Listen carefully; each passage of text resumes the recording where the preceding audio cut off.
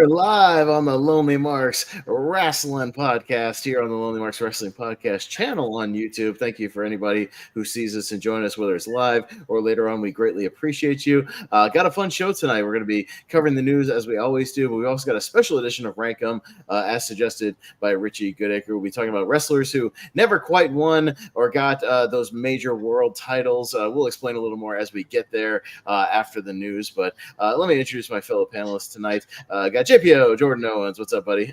How you doing? What's up, everybody here? Yeah, some fun news to talk about, an interesting rank 'em. I say this almost every week. It's a fun time to be a fan.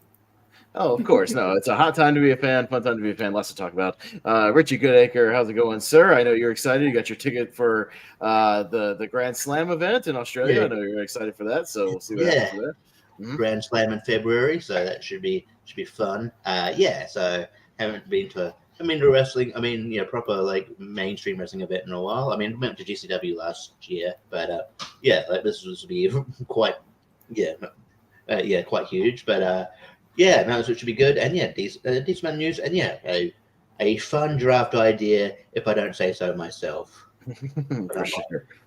Oh yeah, well we'll get to it like I said, in just a little bit. But joining us because we're doing a special edition of Rank 'em, we need an extra panelist so we don't have those dreaded ties.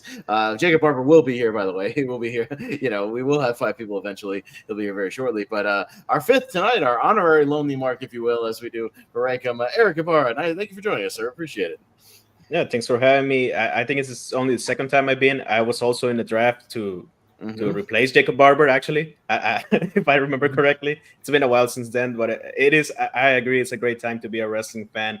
I had friends who don't watch wrestling ask me about Rhea Ripley and Dominic Mysterio all the time because they watch them on TikTok. So if it's getting into the other people, I think it's always a great time to be a wrestling fan. But other people are getting along, and that's fine by me. Thanks for having me. Yeah, no, I feel like their social media presence has been kind of boosted recently. Yeah, they're doing a lot more TikTok videos and a lot of stuff with the major storylines, and I think that's a lot of fun, getting people interested. But yeah, let's get into some news. As we kind of posted in the Lonely Marks chat, I guess it's sort of starting to be reported.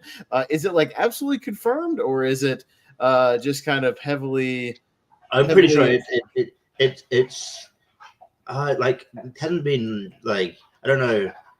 It hasn't been inferred by Meltzer or anything, but WrestleVotes is pretty reliable, I would say. They're reporting that the Lucha Bros have officially signed a multi-year deal with WWE. It's kind of been rumored for a little while that that's where they were going, that negotiations were kind of on the table, and they might be heading there. But yeah, it looks like when it might official, we might see the Lucha Bros sooner rather than later on the main roster. Maybe a nice shot in the arm, along with, as we're talking about, the Motor City Machine Guns, with their kind of induction into WWE very imminent as well. JPO, what do you think about this double shot on the tag team division, and could they definitely use it right now? I think it's exciting here. We got a new time on SmackDown. I think Penta and Phoenix can really add to that. It's interesting. Yeah, the AEW run, they had some really good matches here. Them and Bugs had a couple bangers and whatnot. I don't think it ever got to the level that some thought it could have. I don't know if WWE is going to be any better, but it's at least going to be a fresh pace and new challengers. That's gonna be cool. Yeah, for sure. Richie, what do you think about both Lucha Bros and the fact that we may see the Motor City Machine Guns on TV in the next week or two? That'd be cool. That's true. Yeah, I forgot to mention. Yeah, sorry, real quick. Yeah, Motor City Machine Guns too. I'm really excited for that too. I love to see how they're gonna fare. Yeah, you guys think? It's pretty heavily rumored they might show up on either that CW episode or Chicago or something like that. They might be showing up very, very shortly. So that could be very, very interesting. But yeah, Richie, what do you think about all this? Yeah, I think it's Lucha Bros. Unfortunately, I think they reached their ceiling in AEW. I would have, I think, as a fan, I think they could have done more. But as more teams came in, they were sort of they were just sort of there. They'd always have good raid matches with Young Bucks, but you can only run that back so many times. It would have been cool. Before the sort of roster became so loaded, it looked like it when early days of AEW, it looked like maybe you could give Penta a singles run. He never really got that. It was more so Phoenix that got it a little bit, but I feel like he almost got a title run on a fluke because of the John Moxley thing, got actually concussed. So, but yeah, I think both these teams, because I don't know, I didn't probably, if you asked me a couple of years ago, I didn't think any of these teams would ever be in WWE. I just didn't think they would ever be on their radar or ever be want to go to WWE. So, it's really, it is really good, it's cool, and the idea that I could play.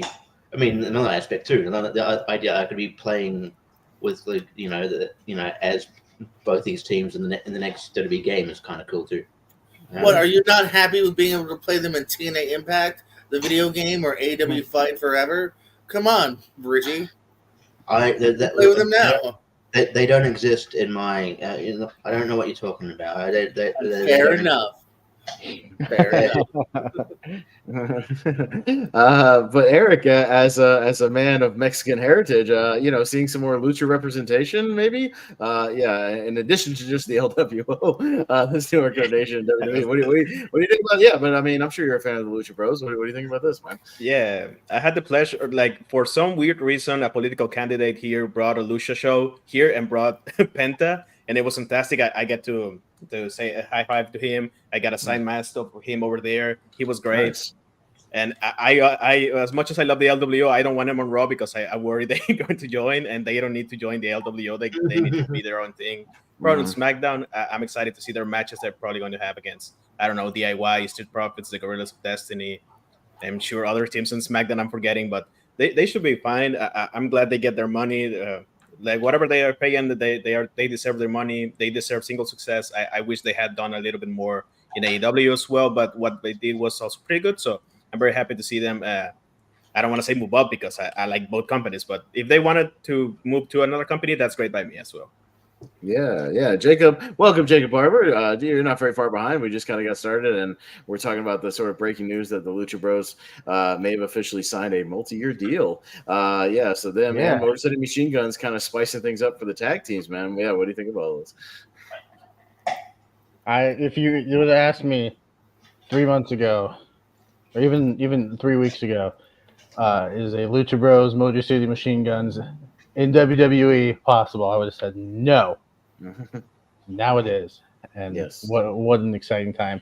As Eric said, obviously it seems like they're going to be heading to SmackDown, heading to the main roster straight away, which I think absolutely is the right move. There's immediately Lucha Bros and DIY comes to mind. I would love that match. Even Lucha Bros and the Street Profits, I think. Could be a banger of a match. So I think, any more focus on tag teams. I think Triple H is booking like singles titles pretty well, and it feels like the tag team is kind of on the back burner. So hopefully they don't get lost in the shuffle and they're not just another team that's on the roster. But if the tag teams can start getting booked a little bit better, I mean they're going to be a very welcome addition to the tag team division.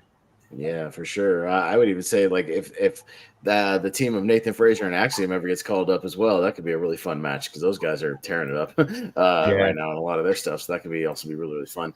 So that's interesting.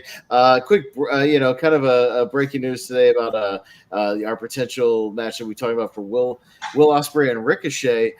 Sorry, Jacob, it's not happening at your show. It's not happening at Wrestle Dream.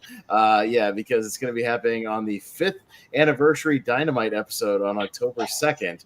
It's been announced for Pittsburgh.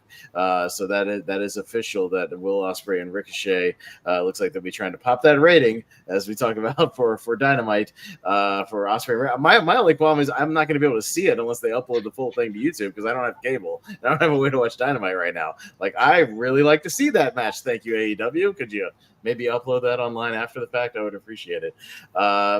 So we'll go around and any thoughts. Really, anybody can jump in on this one. Any thoughts on Ospreay and Ricochet's official and maybe sooner than we thought it would be? I mean, you probably will get. There is potential you'll still maybe get Ospreay Ricochet at the pay-per-view. At Wrestle Dream, but it would have been meant more if you got it the first time in AEW at the pay-per-view. I get it. Yeah, I mean, I understand trying to operating. Yeah, I'm looking forward to it, and I mean, with their new deal, you might be able to catch it later on. Maybe I don't know. We'll get that. They're gonna. It looks like they're ironing out their new deal at the moment. So I don't know how if HBO Max or anything is or anything, but I'm not. It keeps getting like talked about and talked about and talked about, but like there's still been nothing like official, like there's no press releases yet. Nobody, no official statements. It's like we know about the deal. It's like happening kind of, but we can't say for real. 99% of the way there. There. It's kind of official, just not really official. But I've signed Tony Kha. I just haven't signed the Hun, and we're almost there. Yeah, like he's halfway through signing the contract. Yeah, I feel like we've been hearing about. I ran out of ink. Give me a weeks and weeks. Every week goes by, every day goes by. I keep waiting for the official announcement of like whatever this, Warner Brothers Max deal, whatever it is, and it's still not coming. But Jacob, are you disappointed you might not get to see that match at I mean, I'm sure Will Ospreay will have a match there. I have no doubt about that. But as you get to see him, but Ospreay, unless he's hurt, ain't missing a pay-per-view for the next. No, he's Mr. Pay-per-view right now. So he's gonna be there. Yeah, I mean, obviously, whoever Ospreay is gonna face at the pay-per-view, it's gonna be a good match. He hasn't failed to deliver on that yet. The only thing I'm disappointed about getting the match on free TV is the commercial breaks, because I know they do the whole picture-in-picture thing, but it's not quite the same. It's not quite the same, and that match isn't going to be a one-segment match. It's absolutely not.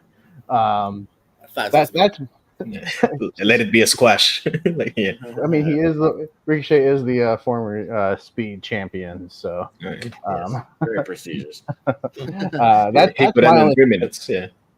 I'm not upset with getting the match at all. Obviously, I would have loved to have seen it live, but yeah, my own thing is like I don't like the picture-in-picture. If we're gonna get these big matches, like, see, that's where I think you guys get a raw deal, because in I don't know if it's like this for all countries, but when I watch on Fight or whatever, like when it goes picture-in-picture, it just it doesn't go to any ad break or anything, and you see like the commentators still go on, and then it's just like the match goes on, and then they'll pause for like a couple of seconds, and then they'll go, hey, we're back.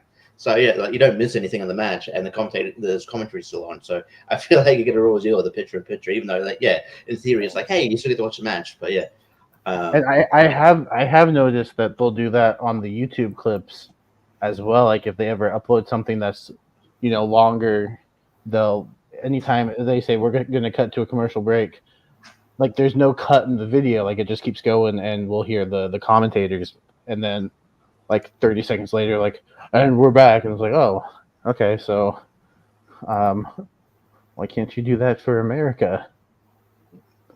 You gotta get to the advertising. That's the revenue. Yeah. Yeah, for sure. But yeah, so I mean, it wasn't like a huge news week. JPO, you got any news nuggets? You usually kind of all over the little nuggets. Anything you want to bring up on this? I just want something we talked about in our private chat here. Hey, Raw might get scaled back, but now SmackDown might be 3 hours. So hey, well, I did read like elsewhere too, like that apparently it's more or less confirmed that like once they go to Netflix, Raw is going to go back to 3 hours as well. Yeah. I mean, the good news is a lot of wrestling. Bad news is a lot of wrestling. Because it's like they're hell bent on doing these long TV shows, but then when we do these pay-per-views, we only get 5 matches. Like that's just it's odd. So I don't know. That's I don't know. These 3 hour wrestling, 3 hour TV. I should say 3 hour wrestling shows because the pay-per-views are at least 3 hours, but those are pay-per-views. I feel like 3 hour weekly shows is just. I don't know. I feel like you can just get it done in 2 hours. I don't know. Eric, hey, we didn't talk to you about this. What do you think about both the Raw and particularly? I mean, I know Raw is going to 2 hours for a little while, but yeah, are you a 3 hour network show guy or a 2 hour show guy? Which camp are you in? I don't think no weekly series needs to be 3 hours. That's too much for me. Like I love wrestling, but that's the difference between the pay-per-views and the TV. I mean, the WWE pay-per-views do have a lot of video packages, but as much as I love the backstage segments, that for a 3 hour show maybe too much. Like Raw has been very well paced as of late, so that that's not a big of an issue. That's what I've been hearing. Like a lot of people are actually like sad that it's going to be 2 hours back because the 3 hours have been pretty decent so far. And SmackDown is kind of the opposite. SmackDown kind of doesn't need at all 3 hours because there are enough stories there.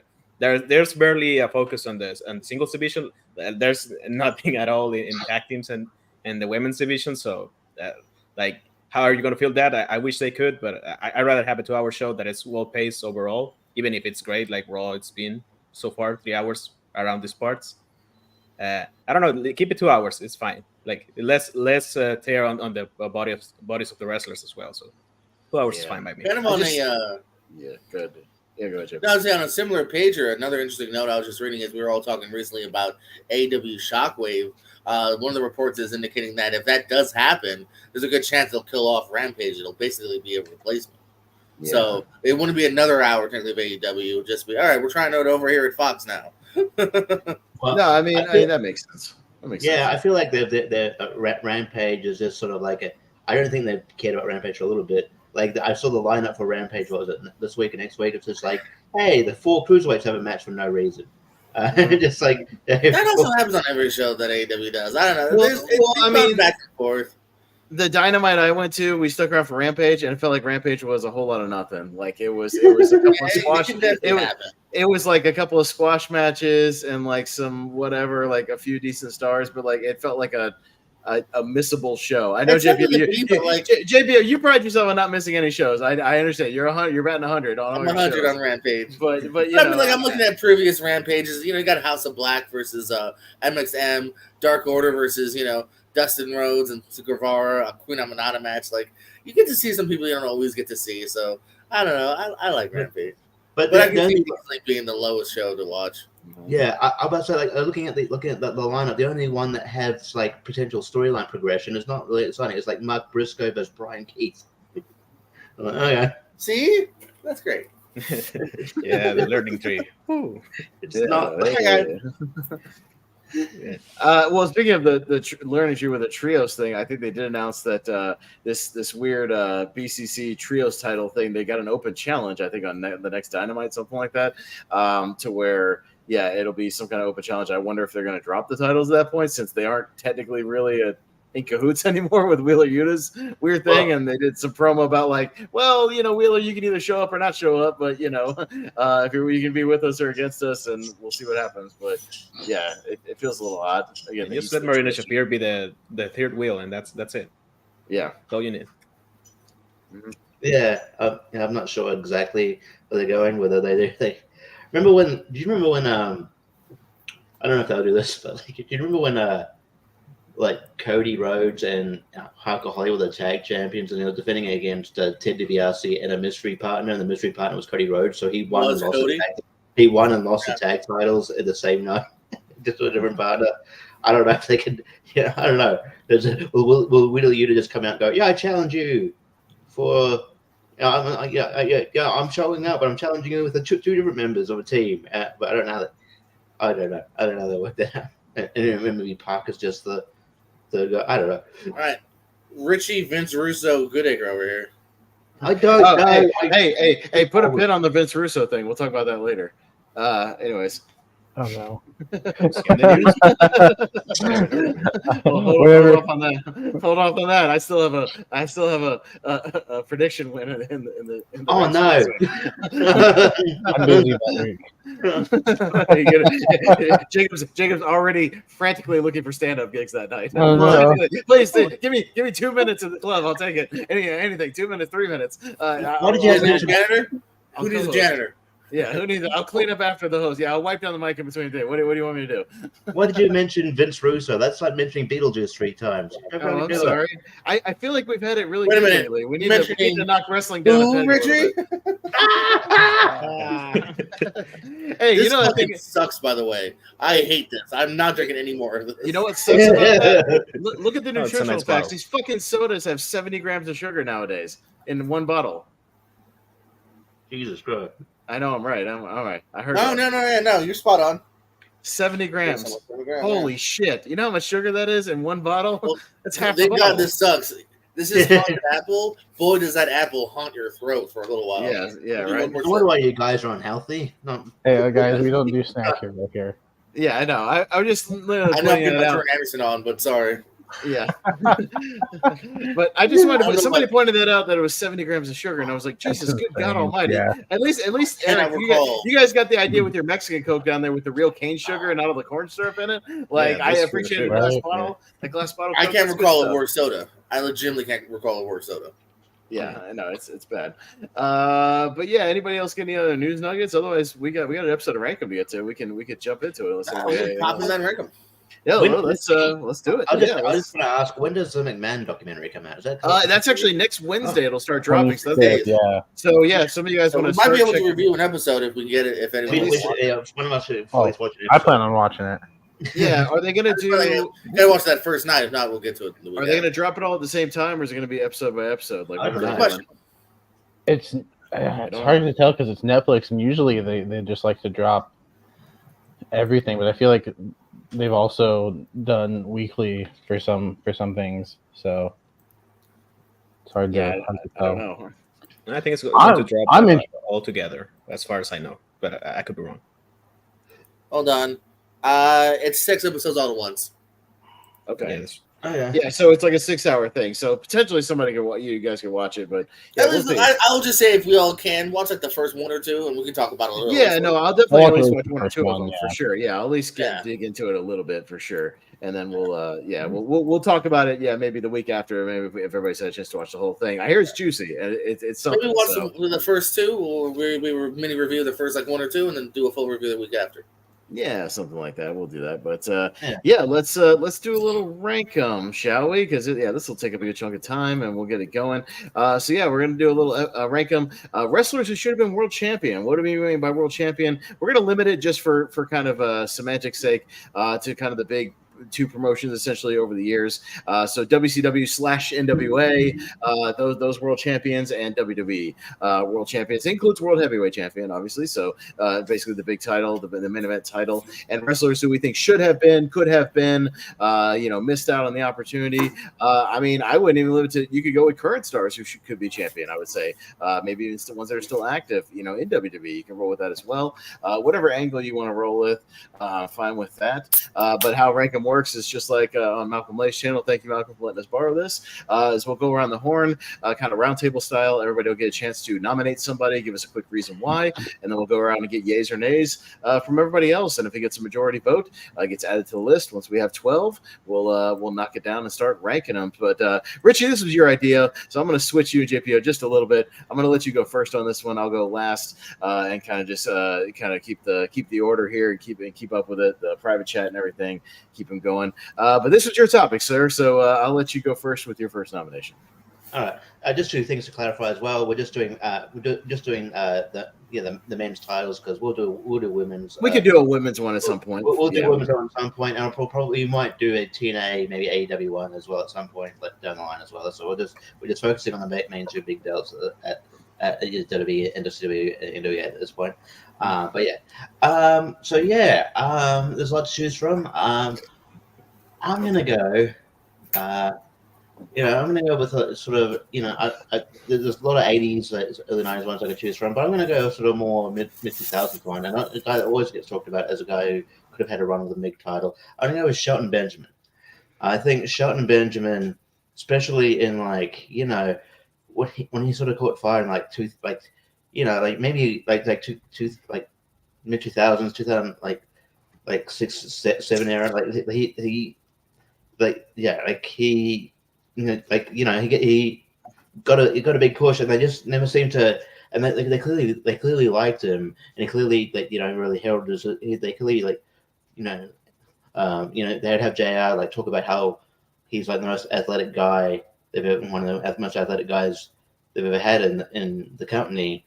But they never really went all the way with him. I don't know if it was just the perceived sort of lack of mic skills, but you can cover that up with a manager. But then and the gold standard gimmick is pretty good, but they never really went all the way with him. And he was always a highlight in the Money in the Bank. I don't know why he couldn't have just won Money in the Bank. And then I think the Shelton's mama thing really hurt him. But yeah, I'm gonna go Shelton Benjamin. Okay, yeah, Shelton Benjamin's on the table. JPO, yay or nay to Shelton Benjamin? Can you move me again so I can go later? I'm torn on this one because I got a lot of love and respect for Shelton Benjamin. In my EFED, I think I made him the heavyweight champion, but I was also going with people that were unemployed at the time. That's a weird fact nobody knew. Because I can kind of see why he wasn't world champion. I think he did kind of plateau for reasons because I do think he's a great mid carder that should have been given around longer, maybe done a little bit more. Could have gone for the title. They didn't even like give him a chance. So I could see him being right on the cusp. And like you said, if he had like the right guy beneath him or the right push, at least give him a shot. I'll give it a slight yes. Like I like him enough to where I'm a little qualm on it, but I'm gonna say yes. All right, yeah, our special guest Eric, part of the rank of yay or nay to Shelton Benjamin. Yeah, I was also like mixed on the idea because I was trying to. I had on my list like in a long shot, but not that far behind. And I always think like if he had been when could have been a world champion and who could he replace? And I always think, oh man, if he had won like WrestleMania 26's Money in the Bank, he could have been a much better winner than Jack Swagger. Like who needs Jack Swagger as a world champion? Like Shelton Benjamin could have filled that role much better. He had twice the talent in wrestling. I know he didn't get the chance to show much of his charisma, but he has a great presence about him. Like I started watching wrestling, he became the gold standard, and even though I didn't see him that much because I wasn't watching WCW at the time, like I knew this guy should be a star, and I would say if given the opportunity, he could have been great. So I would also say yes for Shelton Benjamin.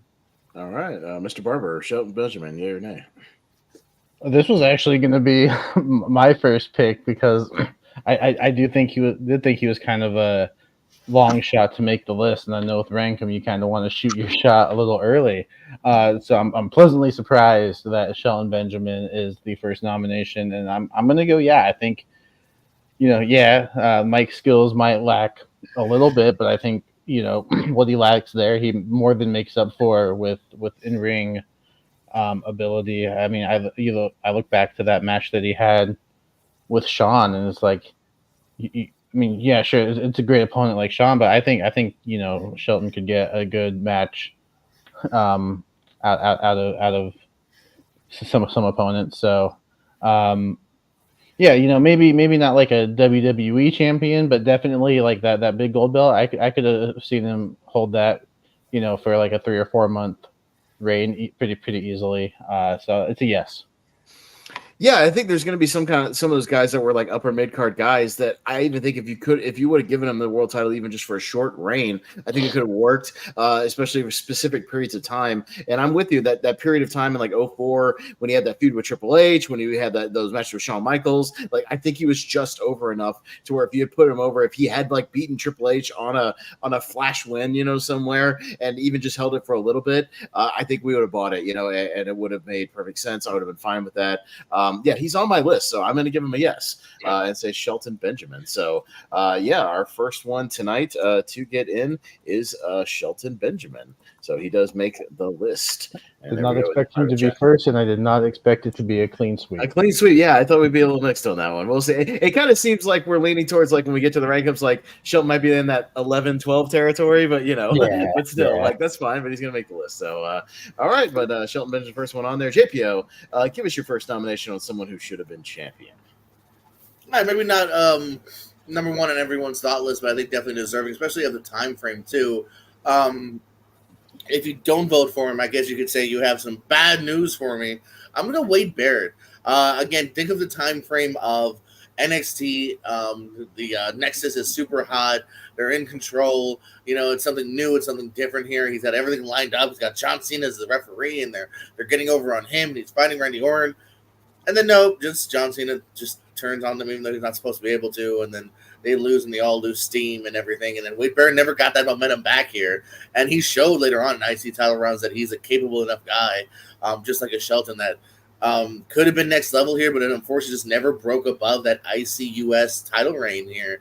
And again, just perfect time to just make a new star. Instead, they just went back to the same two people that have been on top for then in the next couple of years. So I'm going to Wade Barrett as someone I'd like to nominate. All right, Eric, King Barrett. What do you think of Wade Barrett here?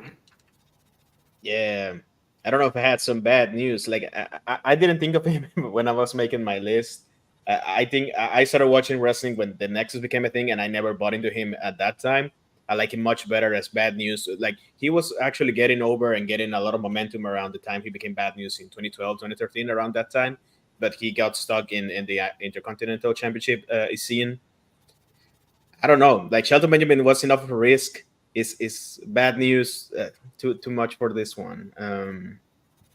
Probably like if Shelton Benjamin is going to be 11, bad news is going to be 12. But I don't know if I want him to be the 12. So I'll probably say no. But I do like bad news Barrett a lot. Okay, Jacob, you go Wade Barrett.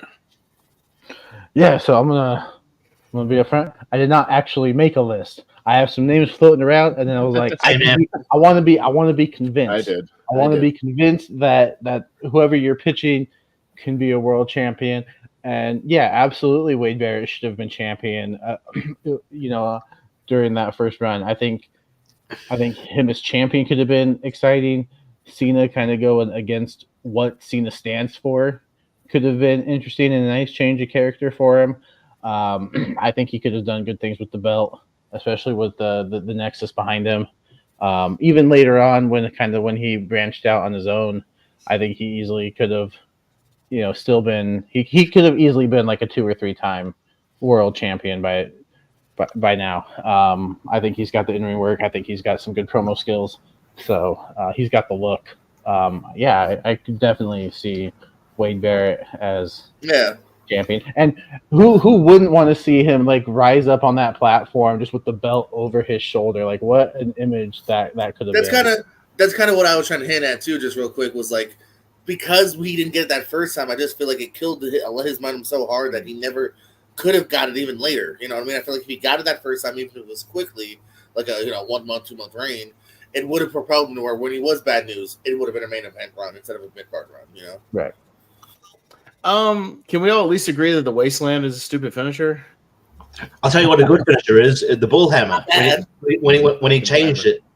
When he changed it to the bullhammer with the elbow, that finish rules. But I don't know why he kept doing the Wasteland. It was just a 5-inch carry thing. Yeah, I never really liked that. I always thought it looked weak. But we can at least agree on that. I wasn't really watching around this time, so I'm not super familiar with even the bad news stuff. Like I vaguely remember the King Barrett thing, some of the Nexus stuff. I didn't have him on my list just because I'm not as familiar with this time era here. I'm going to give it a slight no. I'll leave it up to Richie to break the tie. Damn, because I was on the fence. Hey, Richie, remember when I was on the fence for you? Don't do that to me. Why did you say that so creepily, though? Did the wink overdo it? The wink overdid it. I think the wink overdid it. I won't be able to sleep. Thank you. God damn it. I love Wade Barrett. I think he's great. I think that they really fumbled the Netflix Nexus thing, the angle, and there's a whole controversy about that. I don't know. And even John Cena was like, I shouldn't have politics to go over. But it happened. I mean, he had a shot with a title against Randy Orton. Could have done it there, and then he caught fire with bad news gimmick. He could have done it there, and then he was unfortunately in that era where winning the King of the Ring wasn't necessarily a good thing. It's kind of poison. Look at Sheamus. Look at the Sheamus is wrong with the King of the Ring. And all you won was a goofy crown, and you went on a losing streak. But he is great. He did tease up, by the way. There was some wrestling outlet posted something. I can't even remember what the clip was, but it was like, Wade Barrett says this is the best moment of his career, and he was like, best moment of my career so far. Well, ooh. So I don't know. There might be something there, but a lot of people tease stuff and never mention it. But this is tough. I again, can I phone a friend? Can I go 50-50? Yeah, I'll say yes. phone me. Yeah, you should let him through. I would, but that costs heaps. You're in America. I hope. We're waiting. I was going to say what I want, but you put a clip anyway. I'll say yes, but he might be in the Shelton Benjamin territory. Okay. All right. Well, he does barely make it 3-2. Wade Barrett. Yeah. Let me make sure I spelled Barrett correctly when I put it in the private chat. 2 R's, so. 2 T's. Yeah, 2 R's, 2 T's. There we go. All right. But while I chat, go to that. We'll go to our special guest tonight, Mr. Eric Ibarra. Who is your first nomination for somebody who should have been world champ? Just to add to the thing about like him being a world champ and he should have been later. Like, I think that's kind of what happens with Sheamus. Like, he won the world title very early, and then he kind of became more legitimate, more realistic, like around 2012. And that makes sense. He's a world champ. Like, that could have been Wade Barrett if he had won in 2010 and then won again like in 2012 around the time. That could have been good. I'm gonna take a punt, like Barber said, and go for Neville. I think around the time Neville became the cruiserweight champion, he was doing a fantastic job. Yeah, he was the best thing about Raw at that time. He was having the best matches in the cruiserweight division. He was a great cruiserweight champion. Like, it's weird for like there's many NXT champions that never became a world champions around the time, especially the ones that are outside the company right now, or even the ones that are in. And I think Neville should have used the momentum he had for cruiserweight to become like a world champion around, like, if he had stayed with the company as well, because that happened, the whole issue with him being against the idea of losing back to back to what's his name, Enzo Amore. Like, he was great at the time, but they wasted him, and then he took like a whole year to go out of the company, and then by the time he became the bastard pack again, like, he's great. And this is not an AEW one, so could happen later in the future, but at the time in Raw, he should have been a world champion. Like, Brock Lesnar had the title the whole year, and he didn't need it to have it the whole year. Neville could have been champion the year later. Like, he got stuck in the cruiserweight. That's what happened to him. I'm gonna nominate Neville, which is funny because Wade Barrett did him to win the King of the Ring in 2015, so that kind of back to back. Let's see what happens. All right, Mr. Barber, what do you say about Neville, that bastard Pac back in the Yeah, day? it's an interesting one because I do remember he had a match. I don't know, was it for the Universal or was it for the? What, against Seth Rollins? Yeah. Yeah, it was and I remember that the crowd was super into Neville. He was super over with the crowd that night, and I remember he got the 1, 2, 3, but Rollins' leg was on the rope, and the crowd was going nuts. So I think a title win would have been pretty cool. However, I think Rollins just at that time was doing really good at champ. I think Neville was just it was just unfortunate because there were just so many people on the roster that could have held that title, and I think Neville was just a little bit, further down. He's great in the ring, kind of like a Shelton Benjamin. He's great in the ring. Maybe lacks a little bit on promos for me personally. Maybe not now, but like at the time, like his promos just weren't doing it for me. So I'm gonna say no, just because of the time period that he was in WWE. I think there were a lot better choices for like your main champ. Like, obviously, like, he's a great mid card guy, and he could even challenge for that title. But I don't see him like being the top guy for a period of time. So it's a no, but great worker. Yeah, I'm kind of in the same boat as Jacob. I think he's a really great worker. I just don't know if he ever had the right, just whatever it was, to get beyond, at least in WWE, kind of an upper mid-card guy. We've been seeing in AEW, he's been kind of stuck in that purgatory as well. He's never quite broken through to that world title level, even as long as he's been in AEW. I just don't know if he's quite there. Maybe he'll still get it in the future at some point. But yeah, I buy it as like NXT world champion. I buy that. I would have bought him as like an IC champion, something like that. I don't see it for Neville. I'm going to give it a slight no. Richie?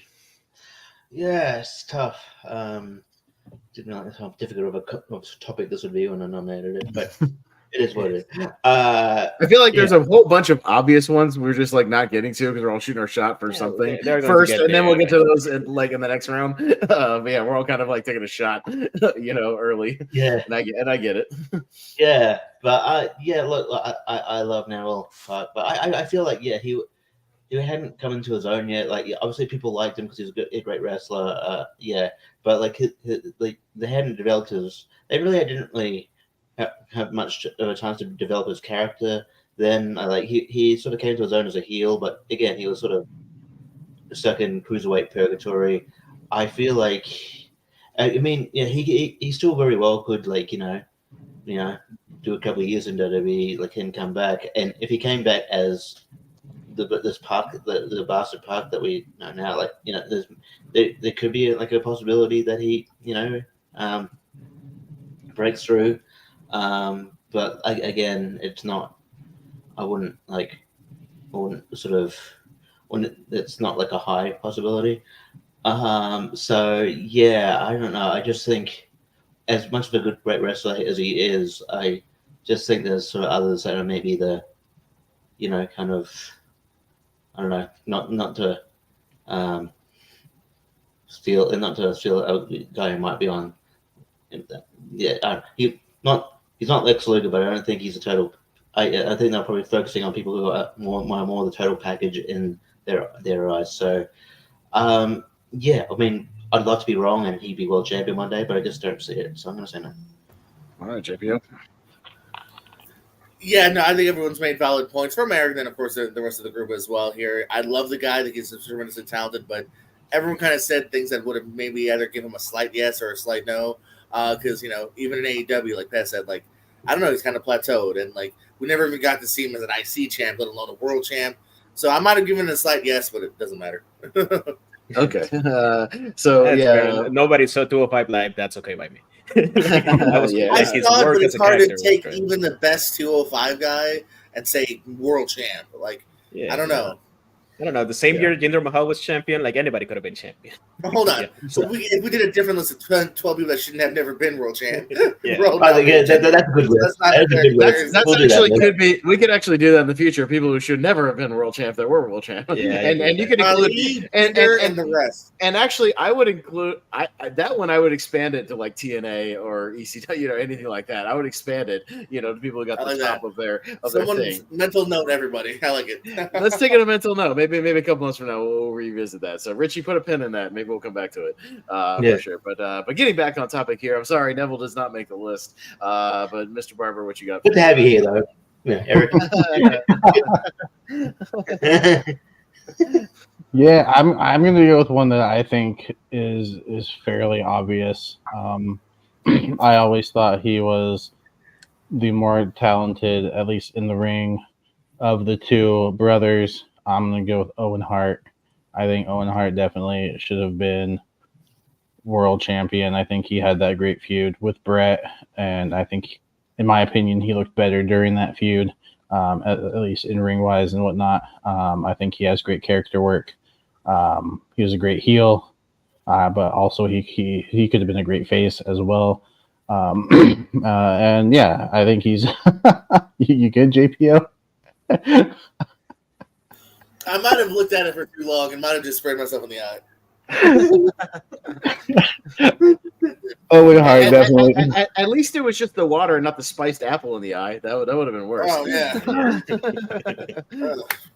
Owen Hart, as you go. Yeah, no, 100%. Owen Hart's very high up on my list. I think he should be like a top 3 on this thing when we actually rank him. Because we even watched that SummerSlam '94 with him and Brett in the cage. That was not only the hottest feud on the show and the hottest storyline at the time, but he was super over in that match. He might have been even more over it, than Brett in that match, even just as a heel. You know what I mean? Like, he was way over the crowd. Crowd would 100% bought it if he won the title in that cage in that Brett match. Like, I think they would have been perfectly fine with that. That was about the peak, was with that thing. If you said, Owen was champion for 5 or 6 months, 1994, and yeah, would have been like a 3-year reign, probably not, but champion for a couple of months. Yeah, absolutely. During the hottest feud of that period. Yes, absolutely. Yeah, it's a crying shame because he never got to that height again as he did kind of in that feud and around that time. He just got knocked back down to the tag team division and IC stuff, things like that. So, no, I'm 100% on Owen Hart. Yeah, big yes. Richie? Yeah. I felt dumb for like 2 seconds because it was like when you're like booting him up, like I always thought he's the most talented of the two brothers. I'm like, Matt Hardy. Yeah, I was thinking the same thing. But yeah, This was an obvious choice. Yeah. You're like, man, Bubba Ray Dudley, WWE, Stevie Ray? I was gonna say. Yeah. Stevie Ray. But no. Doug Basham, obviously. Obviously, yeah. I know. Hey, Doug Basham was OVW champion. Don't you disparage Doug Basham, right? You understand? Before they killed him with that gimmick, yeah. Yeah, thank you, fuck you, bye. Yeah. This is, I think Owen Hart's a shoe-in. What the hell's happening with your camera, David? I just saw a huge flash. My flashlight. I was still on the floor. Okay. Yeah, he's a shoe, and I think they should have kept. I think Owen Hart should have won that cage match. He was so over, and he had everything. Unfortunately, even before his like untimely death, it felt like they had sort of given up on him as a top guy, because I feel like the Blue Blazer gimmick was just sort of a comedy gimmick, and not much written where you can go from there. But I hope I would have I think he would have fit in really well with like Attitude Era, and he could have won the world title there. But but definitely, I think he's one of the. He's definitely in the top of this list in my opinion. So yes, absolutely. Yeah, JP, what do you say about the King of Hearts, Owen Hart? No, big heck yeah for me. No, I knew exactly what Jacob was saying when we were talking about the better of the brothers here, because I think they're different kinds of wrestlers to a degree. I mean, they have a lot of similarities, but Owen's a little flashier at points. I also think Owens is just the way better of the two, and as far as just charisma and promo, like Owen was fun. Owen was fun to watch him in promos. He was a great heel. So interesting. SummerSlam '94, the first perfect shot of putting him over the brother. I think the promos, the cockiness, he's coming off of being King of the Ring, like perfect juicy moment to give him the title. And again, just like kind of we mentioned with like guys like Barrett and Malik Benjamin, like if you had done it that once, I think that would have really propelled him to where in years future you have at least a great challenger.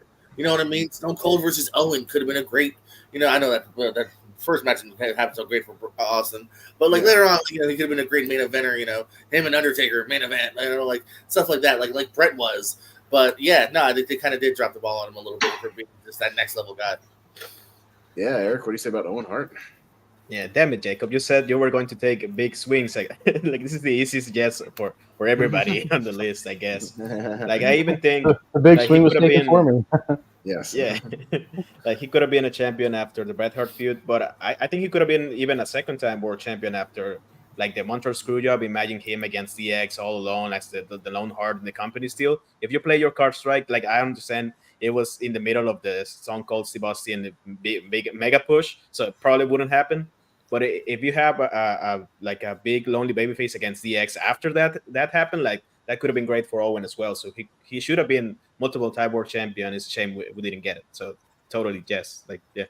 All right. Well, Owen Hart does make the list at our third spot, and it's on to me. And yeah, I'll do the one I'll shoot my shot for a guy I think is super talented, and I'm specifically talking about his run in WCW here. And I think he could have fit in as a WCW World Champion. It seemed like he was getting a push towards that, and then for whatever reason, it just kind of didn't happen. I'm going to go with Lance Storm, particularly his WCW run. If you remember right, he got a mega push for a couple of months where he was holding 3 belts at once. He had the TV title, the hardcore title, the US title. Like it seemed like he was kind of on top of the world. He was mega over as a big heel. The Team Canada thing was doing great, where he was changing all the belts to Canadian belts. His promo work was really, really good. And come on, in this time, you had David Arquette as champion. You had Vince Russo as champion. You know what I mean? Jeff Jarrett was champion 8,000 times. Like, you know what I mean? Like, you could have easily had a younger guy who was hot at the time, kind of like Owen. And I know it was like during the Russo run, so like things were wonky. But like, I think he would have fit in with that era. If you had said Lance Storm won the belt, at least when everybody else was winning the belt for 2 weeks, you know what I mean? Like, Lance Storm could have been world champion, you know, for a month, you know, and it would have worked. He was over at a very specific period of time, and he had the charisma and the faction and everything going. I think it could have absolutely worked. And yeah, I'm not really specifically talking about his WWE run because he got kind of leveled down to kind of a mid card guy. But I think at a specific time in WCW, he would have fit right in, and he was way over. So I'm going to shoot my shot for Lance Storm being potentially like a WCW World Champion. Richie. Yeah, I love Lance Storm. He's got one of the best super kicks, maybe besides like maybe Shawn Michaels. I'm a huge fan, and yeah, probably around this time is where you'd want to, put the title on him.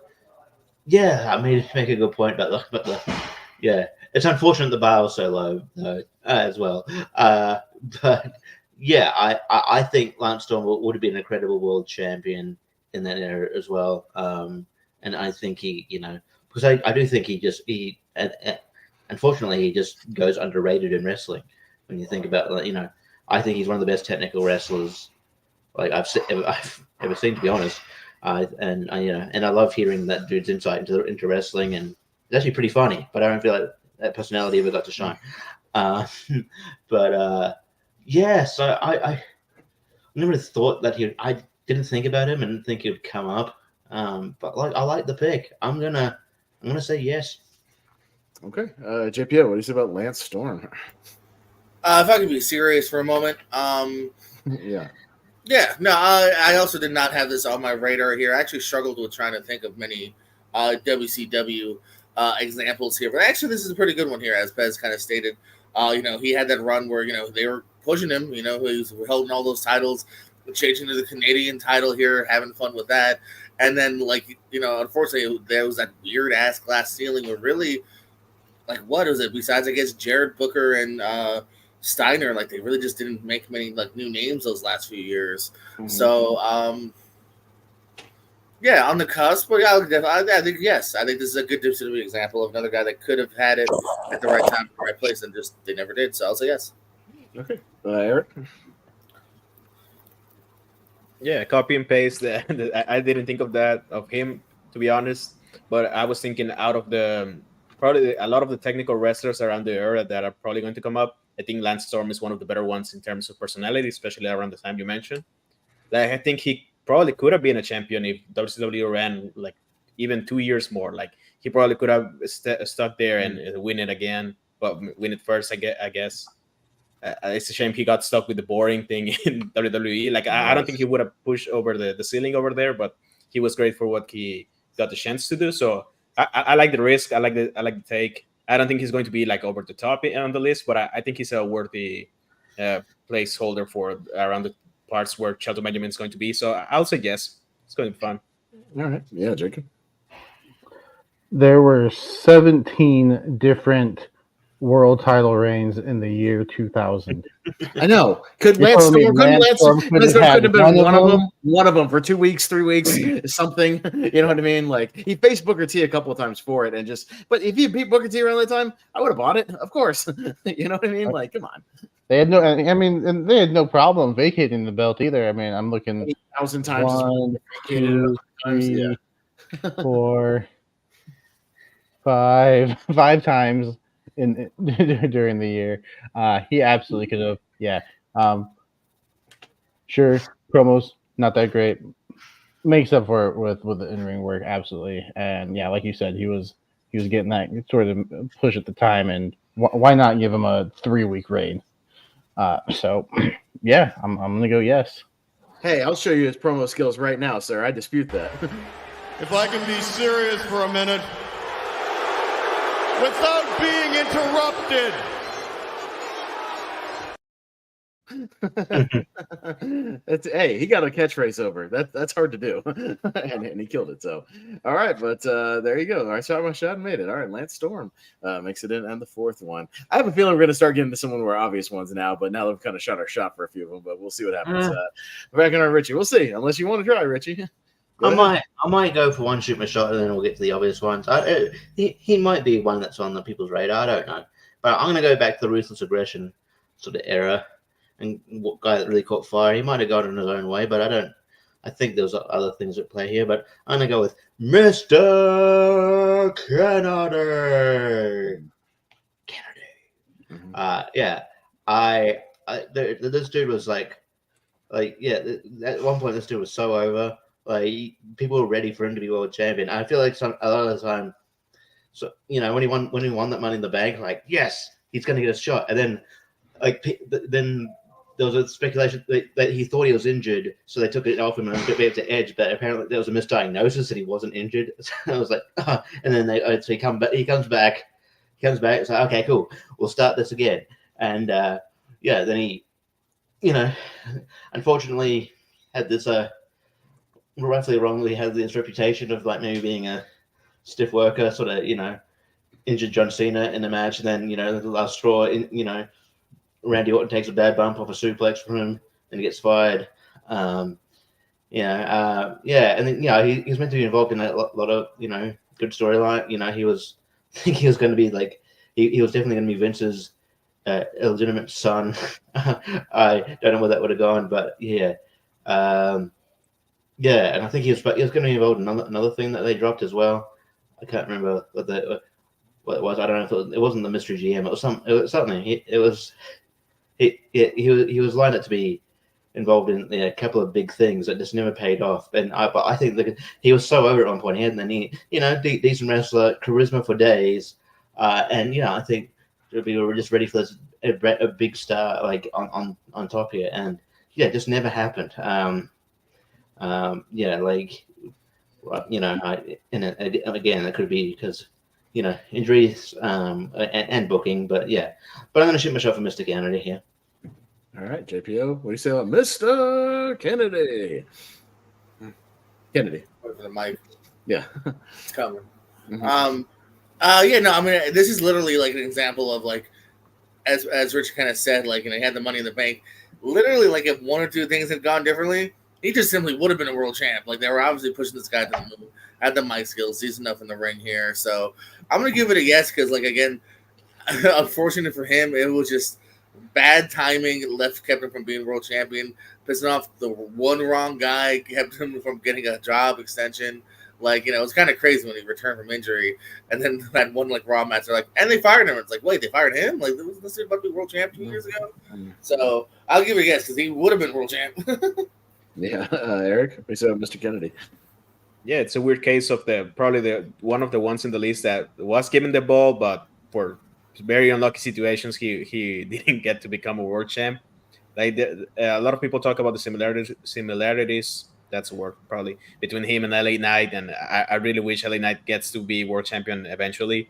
And probably think the same about Mr. Kennedy. I didn't get to watch him in his prime, so all of the stuff I've heard about him is like passing through like stuff of legend or that the unluckiest wrestler in the world. Probably that's what's going to be a world champ.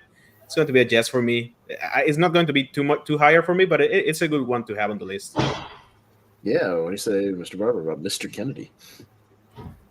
Yeah, I think this one is a pretty easy yes too, because he was like JPO said, like he was in line to be champion. Like I think that was the plan. Like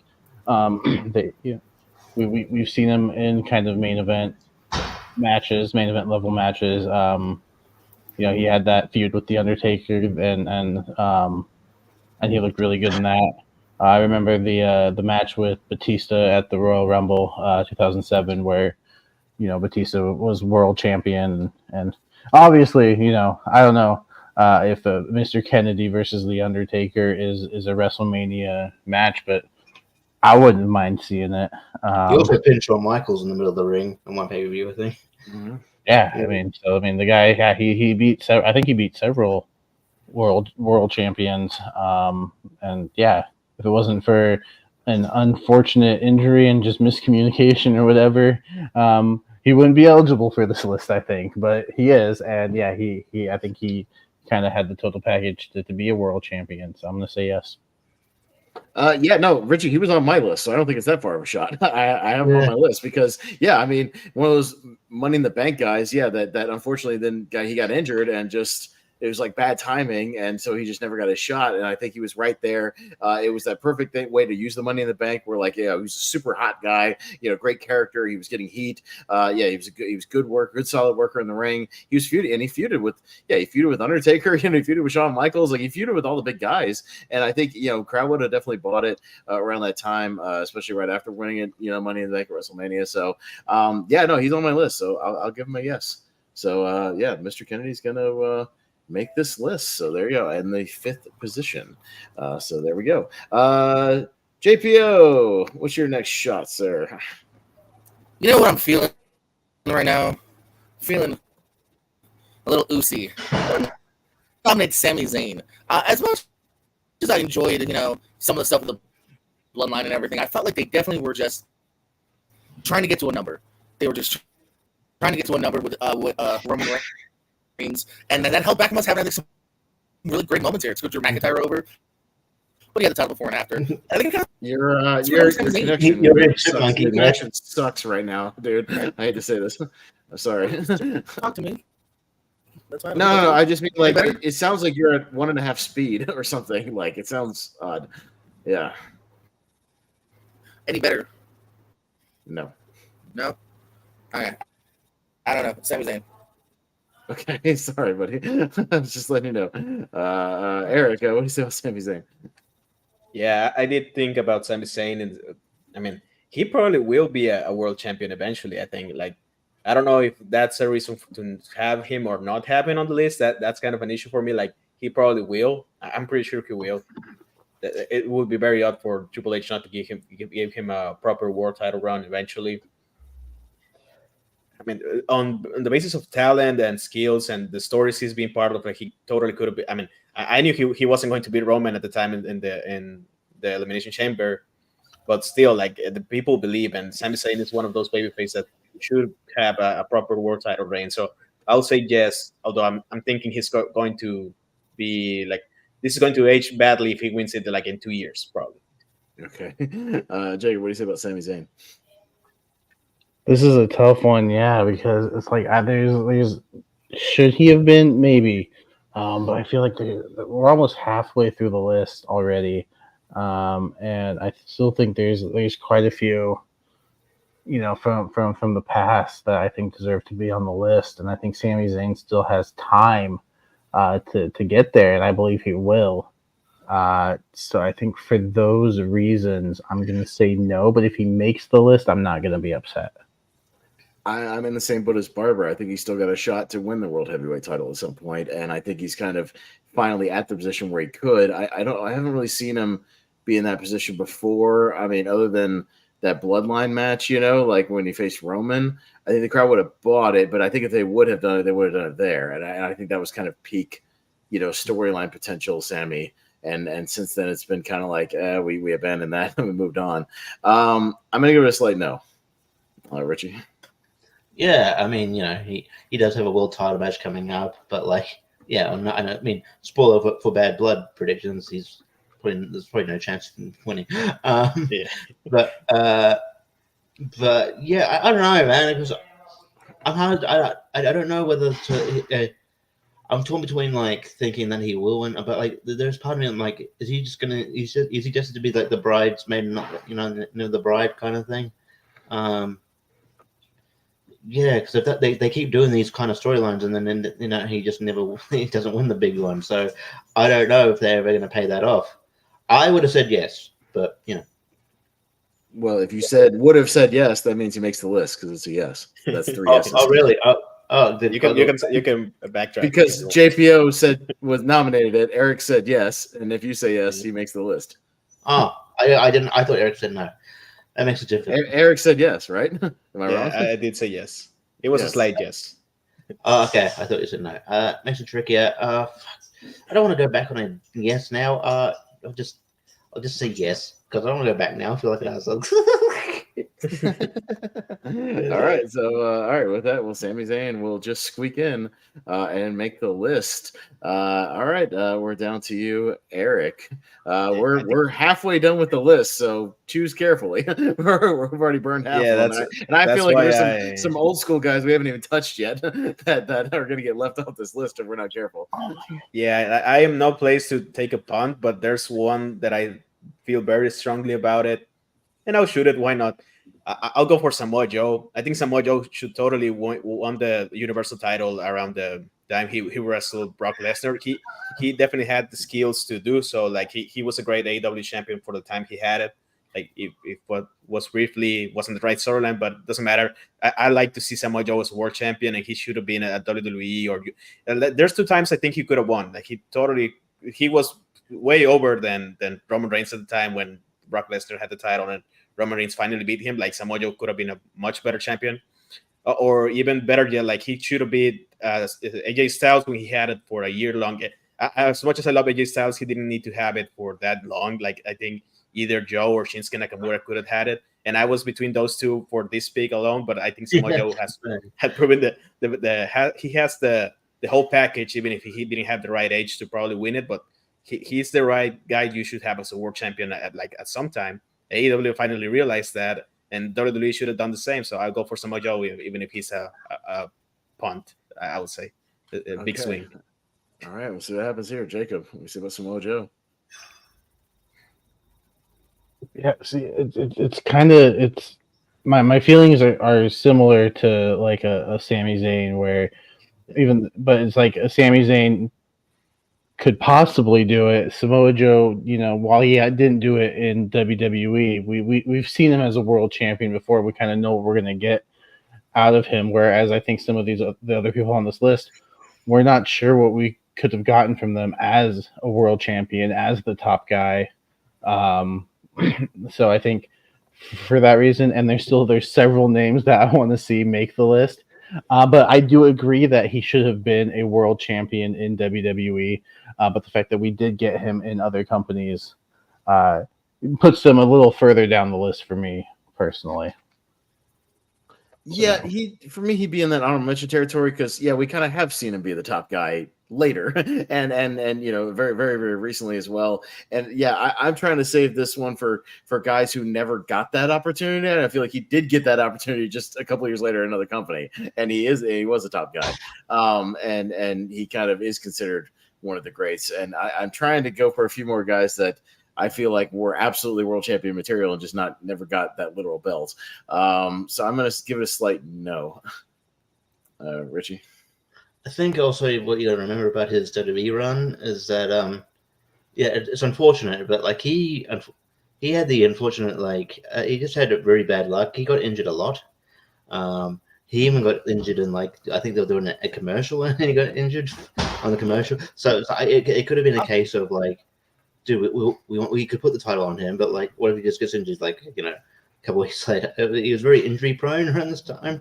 I don't know why. And I'm sort of in the line of what they're thinking of and I feel bad because you're probably going to get a no again. You're a guest. I like you, Eric. You're great. Because we've seen him world champion, and I would have loved to see him world champion. That Wendy storyline was so bad it's good, but I don't know. I just think there's other people that are more obvious that should probably make this list. So I'm going to say no. Yeah, that's what I realized when I voted yes for somebody saying oh no, this makes it harder. Yeah, I thought you said that's right. JPO, what do you say about Samoa Joe? Can you hear me? Yes, it's buzzy. I'll just say it's buzzy. We can hear you, but it's buzzy. I don't fucking know then. It's a yes. Okay. All right. Just slightly out there. I think he's gonna bump out and try to come back for this one. But unfortunately, sorry, Eric. It does not at 3-2 make the list of Samoa Joe. But I like the pick. I mean, it makes sense. But we will number 14 on the list. I gotcha. Yeah. That'd be like a number 14 for real. Yeah. If we do a top 15, I'd scoot him in there. Jacob, what you got? I'm gonna go. I went with an obvious pick. My first time around with Owen Hart. I'm gonna shoot my shot with this one and see if you guys agree. I'm gonna go with William Regal. I think William Regal was a damn good worker in the ring, and I'm thinking specifically back to like 2008. When he was like kind of the Raw general manager, kind of but booked himself into that like King of the Ring win.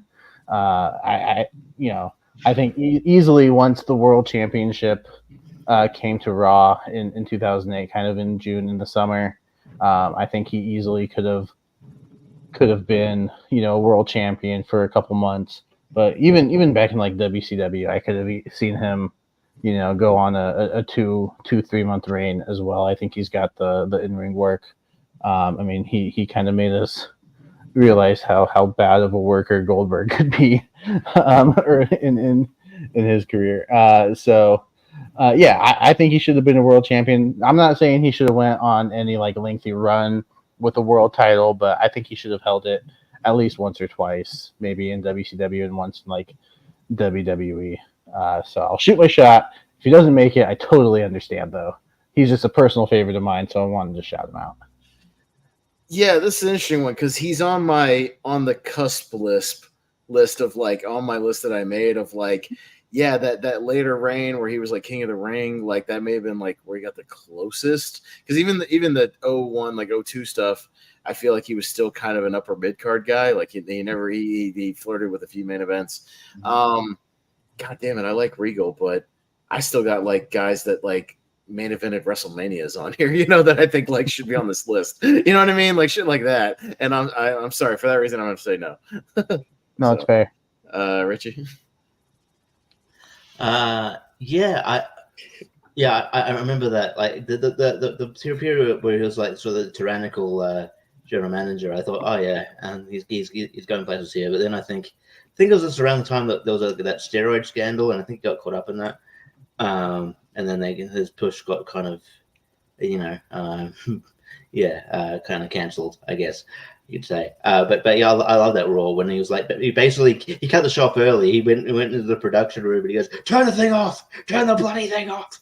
I like that. That was great. And I could have seen him at World Champion then. But they again, like probably to his point, that's probably the only time I could have seen him as World Champion. But yeah, like. And I do love him a lot too. I'm gonna say yes. Okay, Eric. Or actually, JPO is back. So JPO. Who are we talking about? Hey, we can hear you better now. William Regal. Yeah, well, Jacob has nominated. He nominated William Regal. I said no. Richie said yes. So William Regal is on the table right now. And I specifically brought. I specifically brought up talking about like King of the Ring, William Regal. Yeah. No, I feel you. I didn't think you meant man's man. This is another. It's a tough one for me. I wish I had heard their opinions because I'm in the middle. Because yeah, I love Regal. If I was the booker, probably would have done it. I can understand too why they didn't. And let me look at my list real quick too, see who I still have. I could. We said yes to. Oh shit! I lost the private chat. How many are we at right now? We have 6 on the list. This is a potential 7 on the table right now. Oh, okay. So you all said no to Eric again? Yeah. It was 3-2. It was close. Yeah. Only I agreed with Eric. Only me. Yeah. Yes. Yeah. Okay. Well, in that case, I'll say yes. I have a wiggle spot on here, and I love Regal. I think they only didn't push him because he was older. Okay, Eric. Yeah, I actually have Regal way higher on my list than some of the obvious ones that are still missing. Like I understand the obvious ones are still there, and I kind of want to save them from it. But Regal is just it's like kind of a Bryan Danielson situation, but without the big push. Like I think he has everything you needed. Like he's a fantastic technical wrestler. He's very underrated as a character. Like he was hilarious when you need him to. He was menacing when you need him to be. Like I was thinking of the same period of time. Like Jacob brought up, like that time could have been great. Like I understand that maybe that year was too stacked. Like that's the time Chris Jericho became like the serious persona. Like he did great with that. So he might not actually had the chance. And that happened. The wellness policy, how you call it, the breaking of the wellness policy. I think he was the second break. He had 60 days of probation, and he did became IC champion again. That's kind of the caveat they did to him. Like he returned to it. I think William Regal, like he should be on the list, so I'll say yes. Even though there are a lot of people still left that are pretty obvious to me, but sure, why not? All right. We all keep saying, well, we're going to go back to the obvious ones, and then we haven't done that yet, except for Owen, I Yeah. think. Like there's now like 3 people on the list that I wish we had said no. Yeah. So you make regrets, but all right, but no, William Regal squeaks in. He gets in there, Jacob. So there you go. All right, we're going for the 8th spot. I'll go for what I think is a fairly obvious one, but just a guy I've always liked in general, and I've drafted him a bunch of times. I'm going to go with Bam Bam Bigelow. I think Bam Bam was one of those guys who, he was one of these guys that was a big star pretty much everywhere he went. Whether it was United States, Japan, ECW, WCW, WWE, like he was everywhere. He was a really great worker, especially for a big man. Really charismatic. He had a great look, and yeah, I think that time in like the early '90s WWE, he was always like right on the cusp of like breaking through those main events. He main evented several pay-per-views. He was the guy they chose to face Lawrence Taylor at the WrestleMania match. We talked about him being he needs to be like a Hall of Famer, and yeah, even the time again. We talk about that WCW time, like 2000. Like, you tell me Bam Bam Bigelow couldn't have been world champion around that time? The Jersey Triad, along with DDP, things like that, Canyon. Some of those guys, like, he feuded with Goldberg. Like, he could have been that guy, I think, multiple times throughout his career in different promotions. So, yeah, he's one of those guys that it's unfortunate he never really did. He won the ECW World title one time, but even that was a very short reign before he went off to WCW. So, yeah, I'm going to nominate Bam Bam here. Richie? But yeah, this is interesting because I agree with you, but I would say I'm going to say yes, but I would see it more realistically for a WCW run than WWE because I think he was positioned too much as like even though like yeah I would love to see him as like a with a bit as like with the big belt for a while. I think he was too much positioned as a comedy guy, and it was just like he was never going to break through that glass ceiling, unfortunately. But WCW could definitely seen it. The Jersey Triad. I think there was potential there, and obviously you saw his potential in ECW. So I'll say yes, but only because of the WCW run.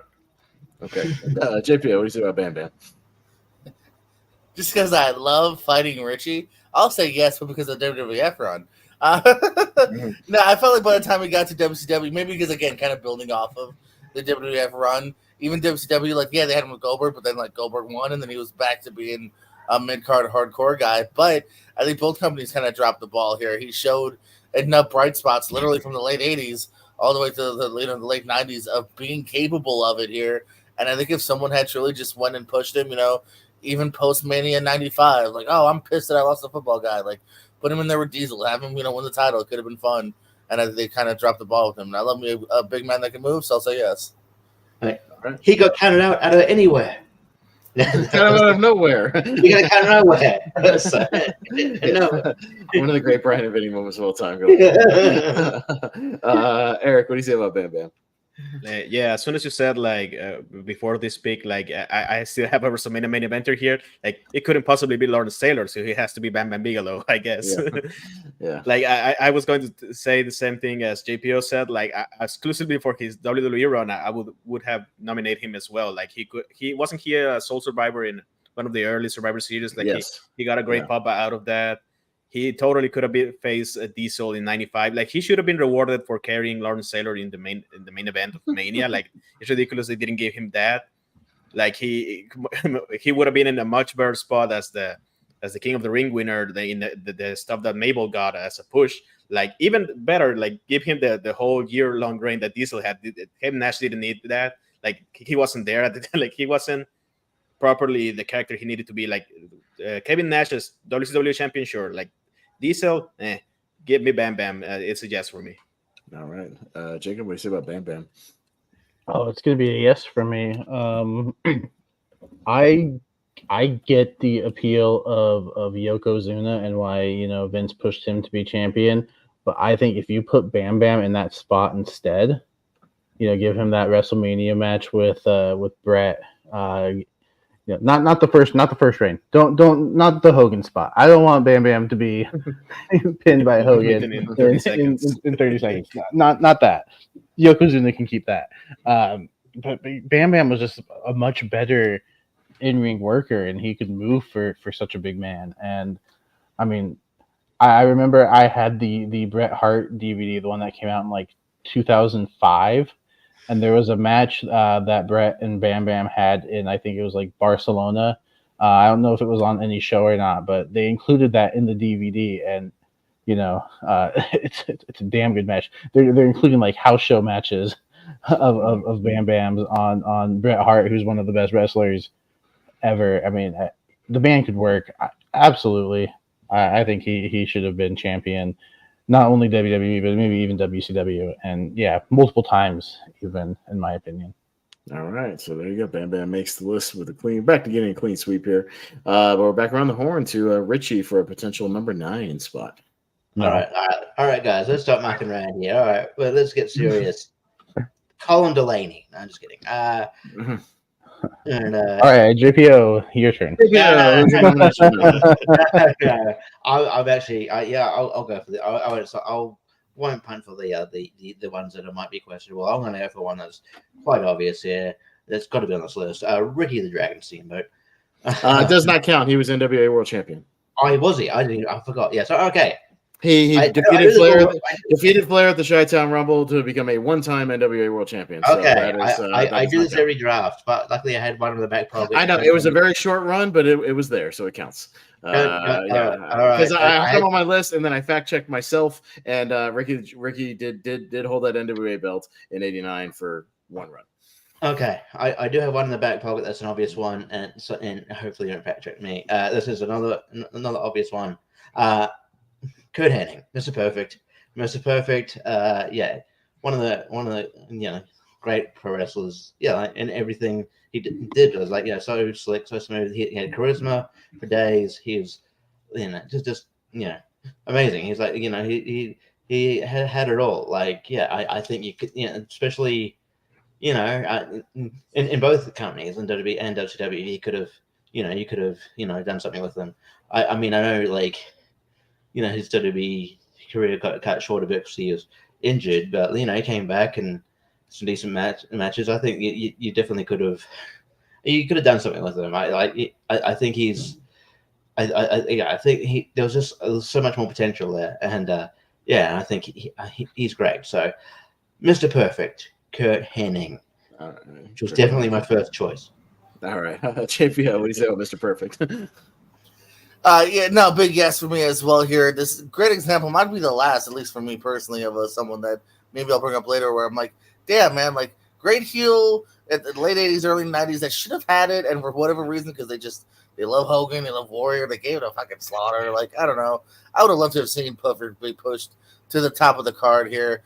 The matches he could have had, maybe actually have real athletic matches in the main event for once. Could have been good stuff here, man. So, I would have said yes. Or I'm saying yes. Yeah, you are saying yes. Eric, what do you say about Mr. Perfect? Oh man, I'm so pissed that there's a couple spots. I have 6 people that should be on the list, and there's room for 4. Thankfully, Mr. Perfect is one of them. But the ones that are probably going to be left off it's a shame. Perfect was great. He should have been if you have to have somebody beat the Warrior, it should have been Mr. Perfect instead of Slaughter, who didn't need it. For that dumbass run as Iraqi sympathizer, Mr. Perfect had everything you need, a character and a great worker. He even could have been I understand he was for injuries, but if he had stuck around a little bit more as a full-time wrestler in 94, 95, I think he could have done it. So Mr. Perfect, it's a yes for me as well. Yeah, Jacob. Yeah, it's getting tough because there are so few spots, but Mr. Perfect is an obvious choice for me. In ring, he was such a great heel. I think he could have easily been a great heel champ for 6 to 8 months, maybe even pushing a year. I think he could have held that belt. I think he could have easily, been in that Sergeant Slaughter spot. Like Hogan perfect WrestleMania. I could totally I'd buy that. Yeah, he's a great worker, great character. So yeah, I'm gonna say yes, and don't be surprised if you don't see me vote for him until very late in the ranking. Sure. No, I'll sweep it here with Mr. Perfect. He's pretty high on my list. And yeah, I mean, if you even think about that time in '93, he was the guy who had the match with Flair in the Loser Leaves Town match. Like when Flair went back to WCW, like he was the guy that beat Flair right then. And I think around that time, like he was feuding with big time wrestlers. He was at that point, previous Intercontinental Champion. Like I think you pulled the trigger on him at least for a little while, and I think it could have worked. And yeah, amazing promo skills, great heel. I don't see why you couldn't have had Perfect at least champion for a little while in that mix of but we're just high on, like you said, Hogan and Warrior and Slaughter and like these other guys. Like, come on, Mr. Perfect could have been working there. Come on, even in WCW, he perfect plexed the Giant. Yes, no, that was great. He could have been one of those guys too. Yeah, around WCW. So, I'll sweep it. So, Mr. Perfect will make the list. JPO, we'll go to you for potential number 10. We're winding it down here. 3 more spots. What do you got? I would love to, nominate and chew gum, but I'm all out of gum, so I guess I'll nominate instead. I'm gonna go for Roddy Piper. I think we're in the same league here of just give it to Piper. Let him get over on Hogan. Let him have Hogan chase him for a minute here instead of just having Hogan, retain WrestleMania 2 with King Kong Bundy. Like WrestleMania 2, Piper defeating Hogan, that would have been fucking awesome. You know what I mean? Or even if Piper defeated him, at MSG 6 months later and Hogan got it back at WrestleMania 2. Like, that's a main event. That's a story. Instead, we just had Hogan killing, Bundy and then doing whatever at WrestleMania 4 and whatnot. So, I don't know. I just think Piper had the tools to where he could have been the face of the company here, but they were, again, just on the Hogan horse. Hogan horse. Right. Yeah. Eric, Roddy, what do you say about him? Yeah, there's a reason he's probably the best outside of the crop that is currently acting like one of the better wrestlers and actors. Like he had charisma for days. He totally should have been Hogan at least one time. Kind of the same issue with between Sami Zayn and Roman Reigns. Like Roman Reigns had to have a long title. Hulk Hogan probably had to have the same. So that's why Piper didn't win. And also the idea that before Hogan was Backlund also had a long reign, and Pedro Morales had a long reign, and Bruno Sammartino and all of those. Babyface get long reigns. Heel champions didn't get any, or very few days. And Roddy Piper at the very least could have had like a 3-month reign. Like, win the title in December and January, and then get beaten by Hogan in WrestleMania 2. Like, it could have been great. Like, Piper is probably going to be top of the list for everybody here. Very likely, so yes. Yeah. Jacob, what do you say about Roddy Piper? Yeah, we're getting into some of the obvious ones here now with these last 3 that are going to make the list. And there's still a few for those last couple spots. Roddy Piper is a shoo-in, I think. Promo skills, in-ring work, everything. He had that big feud with Hogan. Main evented the first WrestleMania. Like you trusted Piper with part of that. Pretty easy yes. No, it's super high up on the list. 100% yes for Piper. I mean, one of the biggest heels, we were talking about him, was one of the biggest heels of the 80s, super over with the crowd, obviously character and charisma for days. I would also argue even like 95 WCW when he's feuding with Hogan, Ric Flair and all, and main eventing around that time, they pushed him as a main eventer. I could have seen him winning the WCW title around that time. That pissed me off because he beat Hogan and he didn't win the title. Yeah, no, that's what I mean. Like the crowd was going, he was still very much over when he got there. Super over the crowd. You told me he couldn't have won that title for 2 months, in like 1995 WCW. I mean, come on, like it made no sense. He should have, as many people even at WCW that won that damn title. You told me Roddy couldn't have won it for at least a little while. Again, he wasn't like as strong of a worker then, but he was super over the crowd. He worked those kind of sports entertainment title, main events. He could have won it there. So, definitely yes for Piper. I thought he should have won the 2008 Rumble, but what do I know? Richie. Look, you got a tag title run out of it. They beat him and Ric Flair beat the Spirit Squad. Yeah, I definitely. Yeah, he was on. He was on my list as ones that I think had to be there with the remaining spots we got left. Yeah, absolutely. One of the best heels in wrestling. Honestly, one of the best people in the mic I've ever seen. Like, yeah, one of my favorite wrestlers of all time. And like, you know what, he's good when like MJF right doesn't praise anybody because he's always in character. He always makes room to say, Roddy Piper's my idol. Even in character, he said it. So just because of how great a heel he was. So yeah, absolutely. I love Roddy Piper. Yeah, you could have had. It seems silly that he wasn't champion. Yeah, you could have had. Yeah, he would have been a great heel champion in the 80s, and yeah, especially WCW. So yeah, I feel like Hogan politicking might have something to do with it too. Yeah. All right, Roddy Piper obviously makes the list here. 2 spots left. Eric, can you get one in before the end of the episode? Here's your shot, buddy. Go for it. Yeah, there's 4 obvious ones, and Kazani. Yeah, Kazani. Paul Burchill, as a pirate, definitely. Yeah. Like, I don't know. The first thing that came to mind, it's the one I'm going to go for, even if it doesn't get on the list. Like, I'm going for Razor Ramon or Scott Hall. Like, it's weird that the better talker out of the trio in the NWO didn't get the chance to win the title. That's a shame. Or even better, yeah, like even he could have been world champion around the time Diesel was champion. Like, he deserved a long title as well. Like, a long title reign. I mean, like it's weird that Razor Ramon didn't get the chance when, I mean, who was champion? I mean, Bret Hart had a long reign and Diesel had a long reign, and then he left in Paul 96. Backlund was champion around that time too. Oh yeah, Have you have him instead of Paul Backlund? Like, that would have been a shoe-in. Like, he should have been in the spot that Diesel got. Like, Diesel was taller, and that's it. Razor was. He was a tall man as well. He was a much better worker. He had the charisma.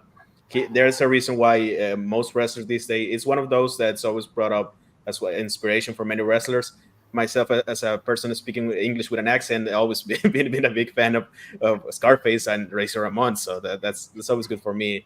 Scott Hall should be on the list, even though I think I don't know. Let's see with you. Razor Okay. Ramon, yeah. No, definitely, Jacob. Scott Hall / Razor Ramon on the table. What you got? Yeah, he was the next one I was going to bring up. But yeah, I think he just had so much charisma, great promo skills, great character. As Razor in the WWF, but even as Scott Hall in the WCW, like, yeah, he was of the 3 original NWO members. I feel like he is the most talented. So it's a shame that he never got that world title reign in either company. Again, you had so many people getting that belt in those later years in WCW, and you're telling me Scott Hall couldn't have one of those reigns? It's ridiculous. I think, yeah. Again, another one. I'm glad we're finally getting some of these obvious ones, but it is going to make ranking it harder once we get to like those top 5, I think. Yeah. But yeah, yes for Razor. Scott Hall. No, another guy that's like super high up on my list. Yeah, 100%. How do you not have Razor Ramon as over as he was? In like 94, 95. How does he not hold the belt, at least for a little bit?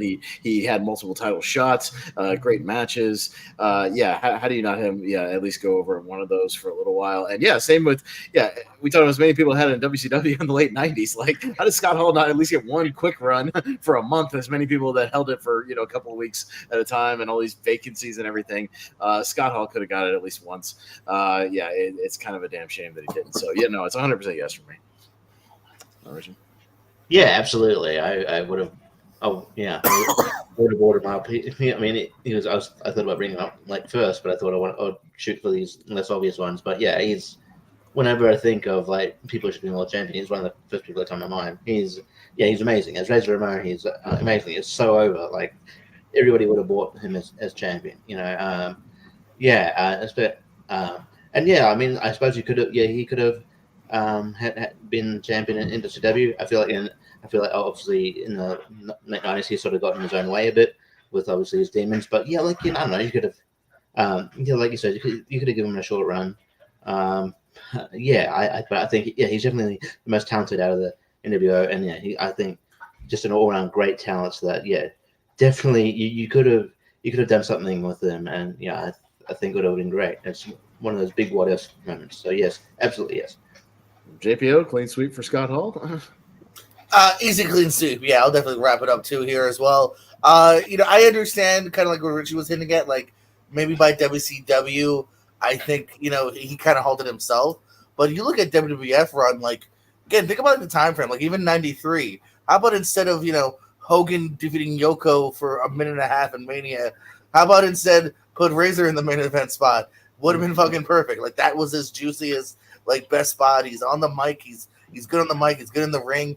He brought up probably one of the better Diesel matches. Like, he was so good for whatever reason. They just didn't do it. So, I think Razor / Scott Hall deserves to be here.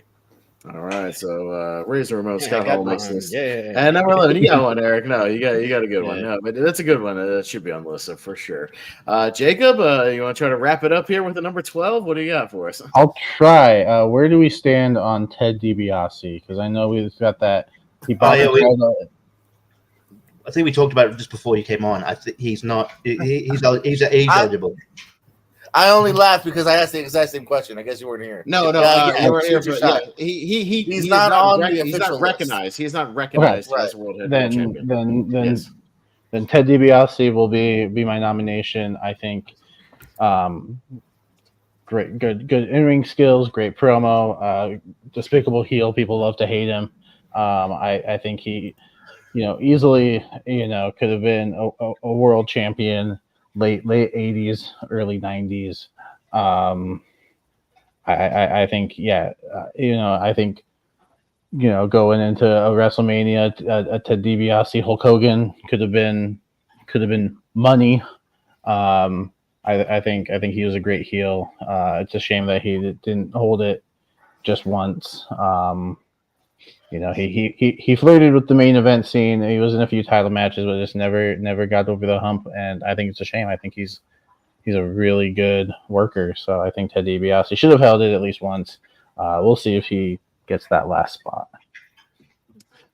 Jake, he's on my list of one of those guys that he technically like bought the stole the belt, bought the belt, whatever you want to call it.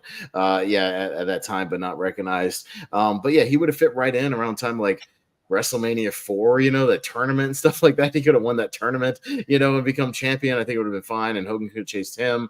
He absolutely was super over with the crowd, the laugh, the promos, the $1 Million Corporation. I think he could have easily been in that scene and kind of at least ran with it for a little while. And it's unfortunate. A lot of these guys were just in the middle of that time of like Vince only wanting guys like Hogan and Warrior and, some of those dudes, who he thought were like the big stars, but didn't see these obvious dudes that were both great workers and great characters and were over with the crowd. And, he just didn't see that. I guess they just weren't bodybuilders. You know what I mean? So they didn't get the title because they weren't as muscular. I mean, Ted DiBiase was a big guy. Like he was actually very big, much bigger than you think he was. Big dude. It's a yes for me, man. I think $1 Million Man should have had it at some point. Richie? Yeah, I see. I was torn between. There's two people I was torn between him and this other guy bring up an honorable, I might bring up in the honorable mentions because I was twing and throwing. So I was like, well, I think there's more extenuating factors as to why the guy, maybe was saving why he sort of never got over that hump, as opposed to Ted DiBiase, where I think it's just a matter of not getting an opportunity because of choices, Vince's choice. But by that factor, I will say yes to Ted DiBiase. I think he deserves to be on this list. All right, JPO, what do you got for Ted DiBiase if you're there? Eric, either one of you guys want to participate in the final spot? I'm here. All right. I dropped something. Okay.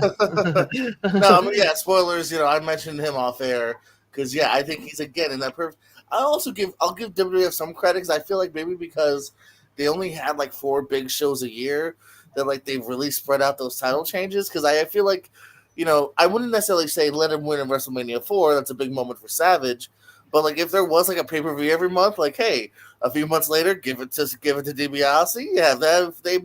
Them maybe feud for it back and forth. Like he was just so good, such a great character. Lots of fun. Look up his, making people pay to do dumb shit. Rob Van Dam kiss his foot, basketball dribble, knock the dribble over. So it's a big yes for me. All right, Eric, what do you say about the $1 Million Man? Yeah, I mean, it doesn't matter I would have said no, but mostly because the other big heel that it's left, I like a little bit more. But you'll guess it by the honorable mentions. But I mean, I'm not upset that he is. He totally should be on the list. It's just the other guy is a bit better for me. But I'm very happy to see Ted DiBiase on the list. Even though I really like the idea that he didn't get the world title, that's why he brought up the $1 million title. That's the whole shtick. That's great. And I can just hear the laughter inside my head, like, ha ha ha, I got on the list. but he should be on the list, even if I wanted somebody else here. But he should be instead of some of the people that are going to be lower on the rank, definitely. Okay. All right. Well, Ted DiBiase will take that number 12 spot, and that will do it. That is all the spots for our rank them tonight. Before we actually rank them, we'll go on their horn and start with honorable mentions. Jacob went last and got that number 12 spot. The only four I have on my list, and again, there may be people I just hadn't thought of. Arn Anderson was big on my list. I thought Arn Anderson could have had a run even in WCW, being in the Horsemen and just a great worker. It's a shame he never got over that hump at any point in his career. Cesaro, I think, came very, very close in WWE, and I think you could have pulled the trigger on him. I think he was over with the crowd, flirted with that main event, and just never got there. Brian Pillman, I think you can make an argument for in his different runs in different organizations. I think he had enough of a character charisma and ring work and just personal demons and whatnot. And the one I would have shot my shot for if we had a few more spots is same in that WCW category of like Lance Storm. I think Mike Awesome at WCW could have been WCW World Champion. Stuck with the career killer gimmick and not the bullshit gimmicks. He had feuds with DDP and Booker T and like a lot of those guys. Put me with their tables. He was over, and they just flushed it down the toilet with all the stupid gimmicks. But I think he was the total package as far as what you want in a wrestler. So I would have shot my shot for Mike Awesome. Maybe I was flirting between Lance Storm and Mike Awesome for like which one I would shoot my shot for, but I was more passionate about Lance. Richie, any honorable mentions? So the one I was thinking of that ultimately didn't go with was British Bulldog, Davey Boy Smith. Mm-hmm. I thought he got. At the end of the day, I thought he got in his. I just decided, I kind of made the decision that I thought he got in his own way a bit. But he could have. I think he could have been world champion at one point or another. I also had Brian Pillman, another guy. I think he could have been world champion, and Arn Anderson. Honestly, towards like then, like I think he could have shot, especially in WCW, could have shoot a shot with Dean Malenko. He was really over at one point. It was sort of that's what I was thinking. But yeah, Chris Kanyon for WCW as well. He's very underrated, really good, and I think he's going to get really over at some point. John Morrison, another guy I really liked. But he was always sort of in mid card purgatory. I thought he could. I would have liked to see him get a big push. And my last one I'm thinking of, honestly, and I wish he got a run because he got Money in the Bank case. Damien Sandow. I love Damien Sandow. I thought he was. I thought he could. I thought he could have a little short run there. I think that is ultra talented. So yeah, that's wrong, my list. JPL, anybody you had on your list you wanted to shout out? I'll follow Richie too, real quick too. I was actually going to definitely mention maybe Sandow too at some point. Again, right in Kennedy's standards of like, dude was over, and they didn't even give that dude a mid card title, let alone the world title. John Morrison's a good example too. I liked when they kind of gave him spots, but didn't really run with it here. Umaga, I think is another example. He was just this big bulldozer, and I think they put him over Cena. When they had the chance. If you think about it, what a silly gimmick that dude ran with and got over with it. You know what I mean? Yeah. It could have been a really dumb gimmick. Got over. That dude the matches weren't bad. Yeah. Those John Cena matches, holy shit, those are great. I would have believed it if you would have been. Speaking of which, Armando Alejandro Estrada just signed a Legends deal, which is interesting. I don't know. Yeah. I don't want to fight you. It's not interesting. It's a merch deal. They're gonna probably make a figure. I know, but I don't understand that out of all people. I know, but wouldn't it be interesting if he came back and managed Jacob Fatu as the Samoan werewolf? That'd be cool. That'd be cool. I think that'd be interesting. I don't know, just put it out Richie, there. They've also in the past few years signed the Goon, Brutus, so they can make a Zodiac. Like they do weird people. Okay. Hector Guerrero, just so they could do a Goblet of Gooker. Like doesn't mean much. Is all I'm saying. Honorable mentions. Yeah, Bulldog's a good one too. So yeah, I think we kind of mentioned the ones that were at least Cesaro on top of my list. All right, Eric. Actually, one that I want to put. One for Oh my WCW. God, you had your turn, Richie. What the hell? Let somebody else talk. One for WCW, Raven. Anyway, cool. I don't think he was as over as people thought he was, even in WCW. He talked a lot, but I don't think he delivered on the ring that much. Too much. Boy, you never say. I think he's more ECW World Champion material. I don't think. I could. He won it. I know. That's what I'm saying. Like when you use them, like he just. I don't see it even WCW. Eric. Yeah, at first I thought about Rick Rude, but he did win the WCW World title, so I didn't count him. The big one I think is either. What like the international? I think could have maybe shot for. No, him. I think he is recognized like as a one-time world title. I look it up. He won once. I don't remember when. I was in 92, 91 around that time. Yeah, Jake the Snake Roberts is the big one I was hinting at. Like he totally should have been a champion. Like kind of similar issue to Scott Hall. Like the demons got the better of him. Like he even could have been like if he had been on a better. Yeah, I don't want to say shape, but like a better mental state. Like he could have been a good challenger for Stone Cold in '98 if he came back anytime soon, like with their history and all that. Magnum TA is the big one we probably missed. Like that's the historical generational one we missed out on. Like he was going to be the bigger star in WCW or NWA at the time. And I always go back to the NXT champions who didn't become world champions, and those are more sentimental issues. Like Shinsuke Nakamura is not going to get it. It's not going to get that title, even if he should have at 2018. I feel like he's fallen in a slot of the guy that the champion beats, for their first defense. He's done that a couple of times now. But he could have been more. I think Shinsuke is a really great pick, actually. No, he could. Yeah, he should have. Yeah, and then Bobby Roode, Aleister Black, Keith Lee, like all of those NXT champs that could have been like the next big thing if Vince hadn't screwed over. And before we started the show, like you made a clarification, not TNA and New Japan, but I had a couple there. I always wish Monty Brown had been a TNA champion. Yeah. He was great. Number one, maybe on the TNA list. Yeah, Matt Cardona should have been a champ by now. Like he's great. And I had even a couple New Japan, like Tomohiro Ishii and Jushin Thunder Liger. Like I understand Thunder Liger was more of a cruiserweight, junior heavyweight, but he should have been like he could have gone over that hump, but it's a different thing in New Japan where they don't do that often. Yeah, I would say just for nerdy clarification, I didn't think of Magnum TA just because I felt like that was just a worldly thing. Like he probably would have been champ. I think he was gonna be, except for the accident. Right. Like they were similar. I didn't even think of that. He 100% was getting pushed. Yeah, I guess we argued Kennedy for injury. I guess we could have said the TA too. Yeah, the similar issue. Yeah. And also, you could have technically gone Rick Rude. He won the international world title, so it depends on what we would have said. He didn't win the actual main big gold. He won this weird offshoot thing. Yeah, it was like the WCW American. It's listed as WCW. It's a weird thing. Another I would have should have been. Yeah. No, you're right. Yeah. Mm-hmm. Jacob, any people you had on your list you would have gone for? Yeah, Ken Shamrock in that that 99 year when everybody seemed to get a world title reign. I think Ken Shamrock could have held the title for a couple weeks or something. See, I saved all my personal picks for the honorable mentions because I know they would have got shot down.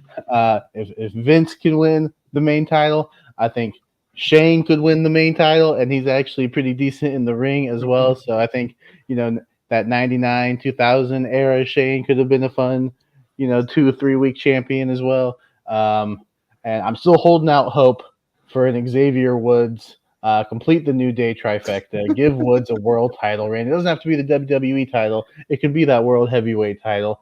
Maybe with this heel turn, if he's the one that turns heel at some point. Those are the three. I agree with everyone else that you guys said as well. I like how you specified 2 or 3 weeks. It's 2 or 3 weeks. Yeah. Yeah, I mean it's the early or the late 90s, early 2000s. Nobody is holding the belt for super long. Yeah. He wins in that one pay-per-view, loses it at the next. All right. Well, let's get to the actual ranking portion. And so, yeah, what we're going to do is we are going to actually rank these now. So we'll go around the horn. You guys will nominate who you think should be at that number 12 spot, and we'll work our way down the list. Just to recap for anybody just listening, what we have to choose from here, we have Shelton Benjamin, Wade Barrett, Owen Hart, Lance Storm, Mr. Kennedy, Sami Zayn, William Regal, Bam Bam Bigelow, Mr. Perfect, Roddy Piper, Scott Hall, and Ted DiBiase. So that is who we have to work with. We'll be ranking them in order. Let me write down my first one before I go to you, Richie, just so I have time to write one down.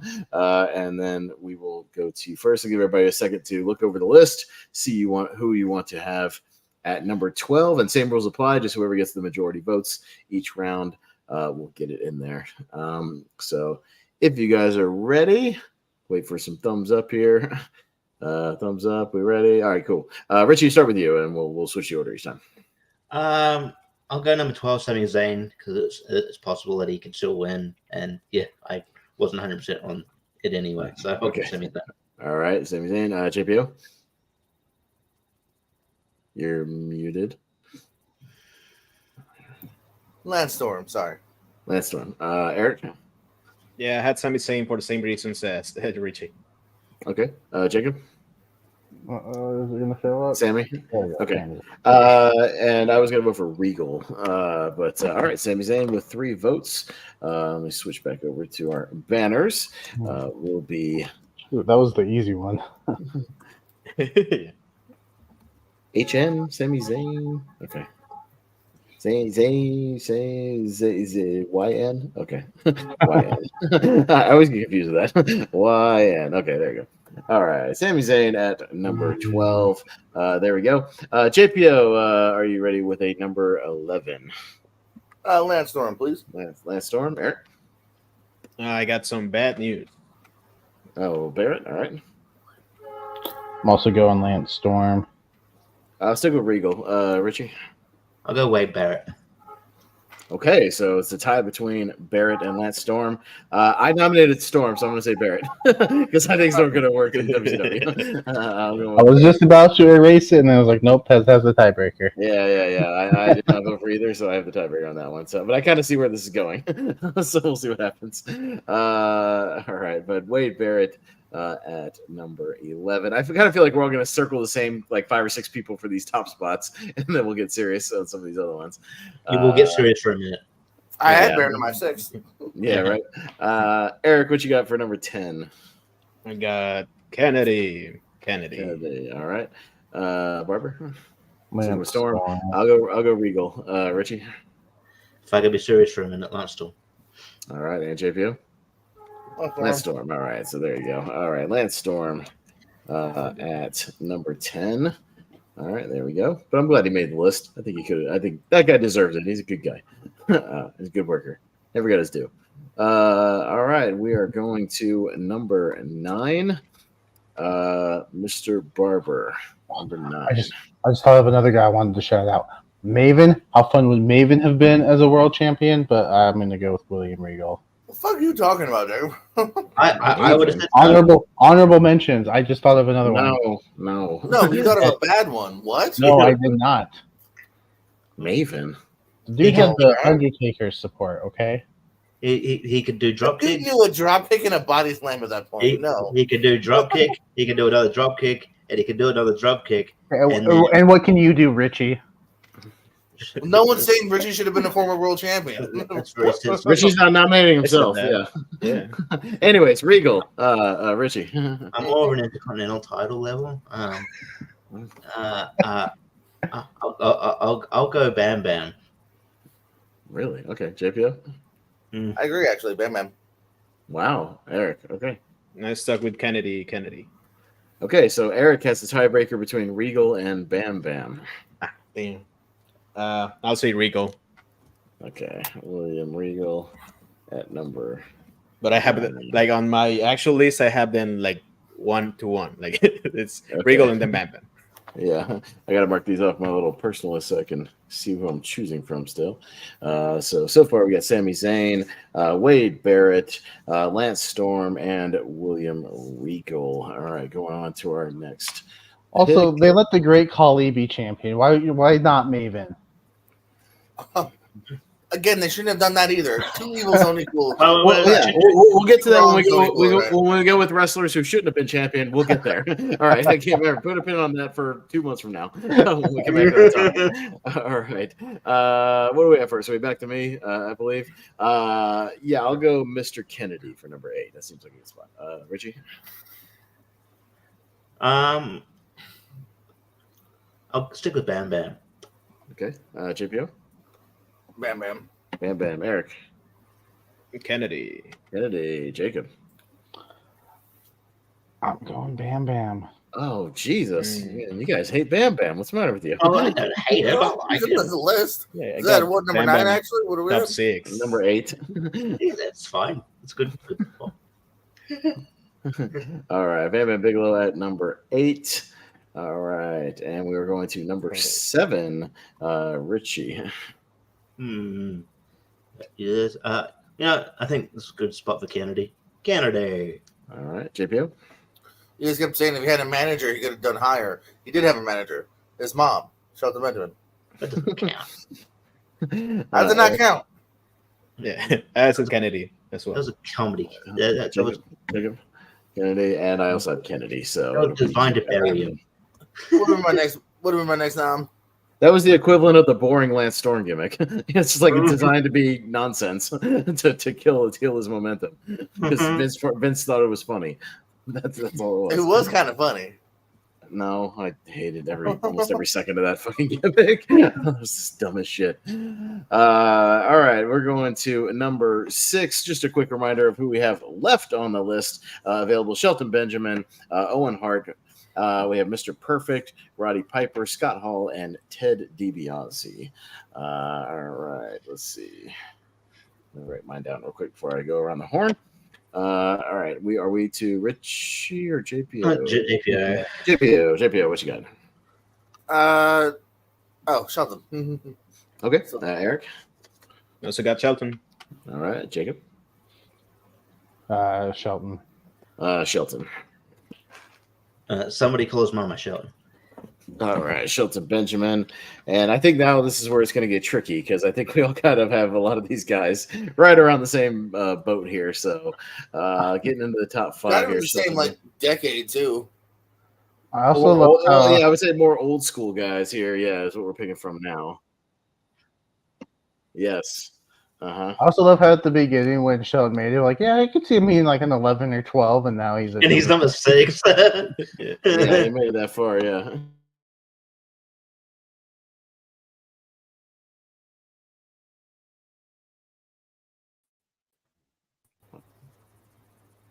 Oh shit! Am I still here?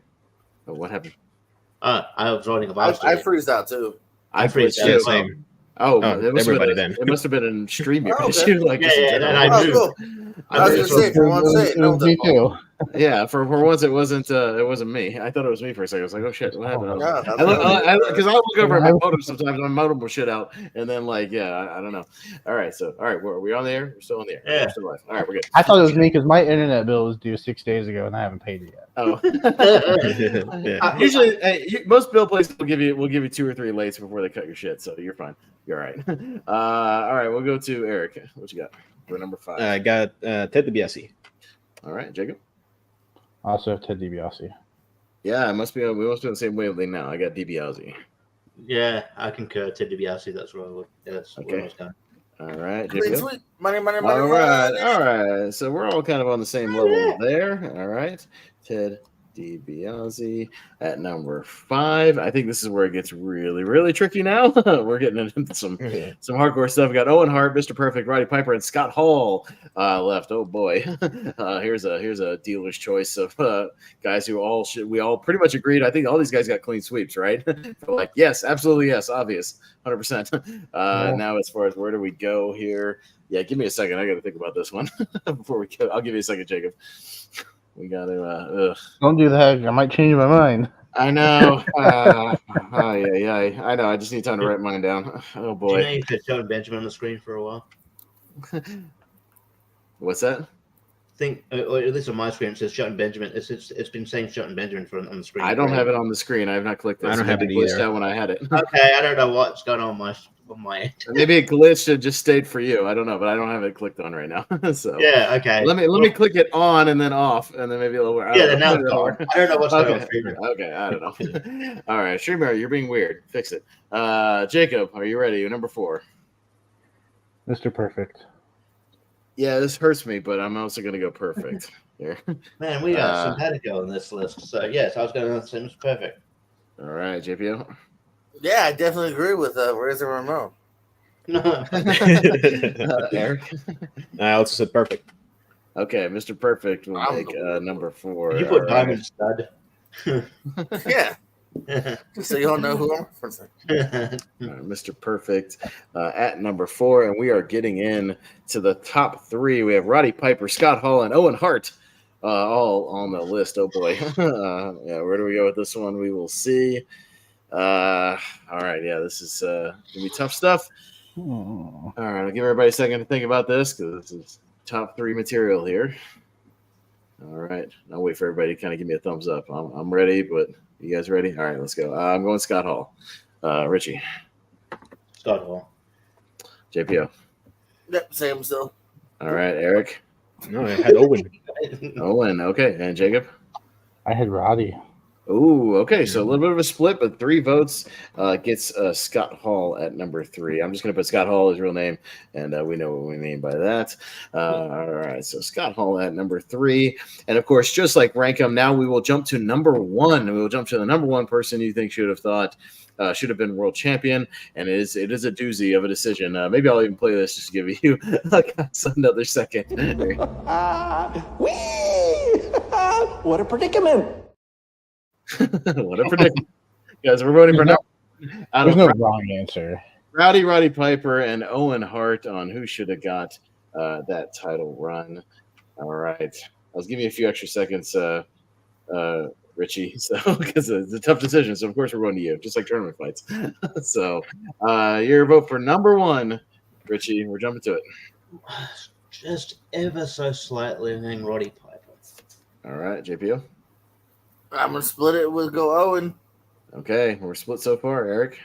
Yeah, just when you think you have the answer, I changed the question. Roddy Piper. Roddy Piper. Jacob. Owen. Oh, Yeah. Well, buddy. I'll stick to what I had on my thing. I'm sorry. One of the biggest heels of all time. He should have had it. Roddy Piper. Understandable. Yeah. I was mean, 50-50 or 51-49. all right, yeah. Even though I voted answer. Roddy for 3. But if Owen had been number 1, I would have been perfectly fine with that. Because goddamn it, we even watched that one SummerSlam. One SummerSlam where he absolutely should have won that cage match. 100%. Hell yeah. Should have won that damn cage match. But number 2, by default, will be Owen Hart. But obviously we were split, so yeah, either one would have worked. But your number 1 for wrestlers who should have been world champion is Roddy Piper. But yeah, good solid list there as usual. And so running it down one more time for anybody listening. At number 12, we have Sami Zayn. At number 11, we have Bad News Barrett. At number 10, we have Lance Storm. Number 9, William Regal, specifically King Regal, if you want to kind of go in that era. Number 8, we have Bam Bam Bigelow. Number 7, we have Mr. Kennedy. Number 6, we have Shelton Benjamin. Number 5, the $1 Million Man, Ted DiBiase. Number 4, Mr. Perfect, Kurt Hennig. Number 3, Scott Hall / Razor Ramon up there. Number 2, we got the King of Hearts, Owen Hart, and we've got Roddy Piper at number 1. So good solid list there. I think you can make arguments for all those guys, obviously, as we did. And yeah, certainly you could do a top 20 of this, top 25, throw some other guys in there. List. And as Richie said, and yeah, we kind of put it here, we could also do this with the opposite of that. Who shouldn't have been held that damn belt? That held that belt. And I think you could have just as much fun with a rankum of those and have a little fun with that one. So we could do the total opposite of that for sure, maybe in a couple months from now. It's a nice mix of generations here too. Like it's not heavy in one specific era. Right. Yeah, we got 80s, 90s, 2000s, 2010s. We're kind of all over the place. Yeah, with this one. So yeah, I definitely like that. But thank you, Eric, for joining us for this special Rankum. We appreciate anybody who comes in and helps us out with these Rankums. Being our fifth guy, we certainly appreciate it. It makes it a lot easier not having to break these damn ties. It makes it much easier on the show, just logistically. So we appreciate you. But yeah, let's go on the horn. We'll get some plugs. Oh, and I guess I'll announce we are done with that. So next week, sorry, I think we've had it good for a while. We've had some good pay-per-views. We've talked about a lot lately. We've had some good stuff. Look, I'll give you this one. The one I picked is a 50-50. There's good wrestling on it, but it still has ridiculous booking and stipulations and storylines. And I picked something that's seasonal appropriate. We are entering the fall. We will officially be in fall by next week. Let's go WCW Fall Brawl 2000. Fall Brawl 2000 is what we're reviewing next week. So that's what we're going with. We're literally nearing the end of the Russo era. And by the way, just as a side note, he wins the title 2 weeks later. Is when he actually won the world title in that cage match with Booker T. So to let you know what's going on around this time. I looked it up. I saw Goldberg and Scott Steiner on the poster. I am not excited. Goldberg and Scott Steiner is one of the better matches, so get ready for that.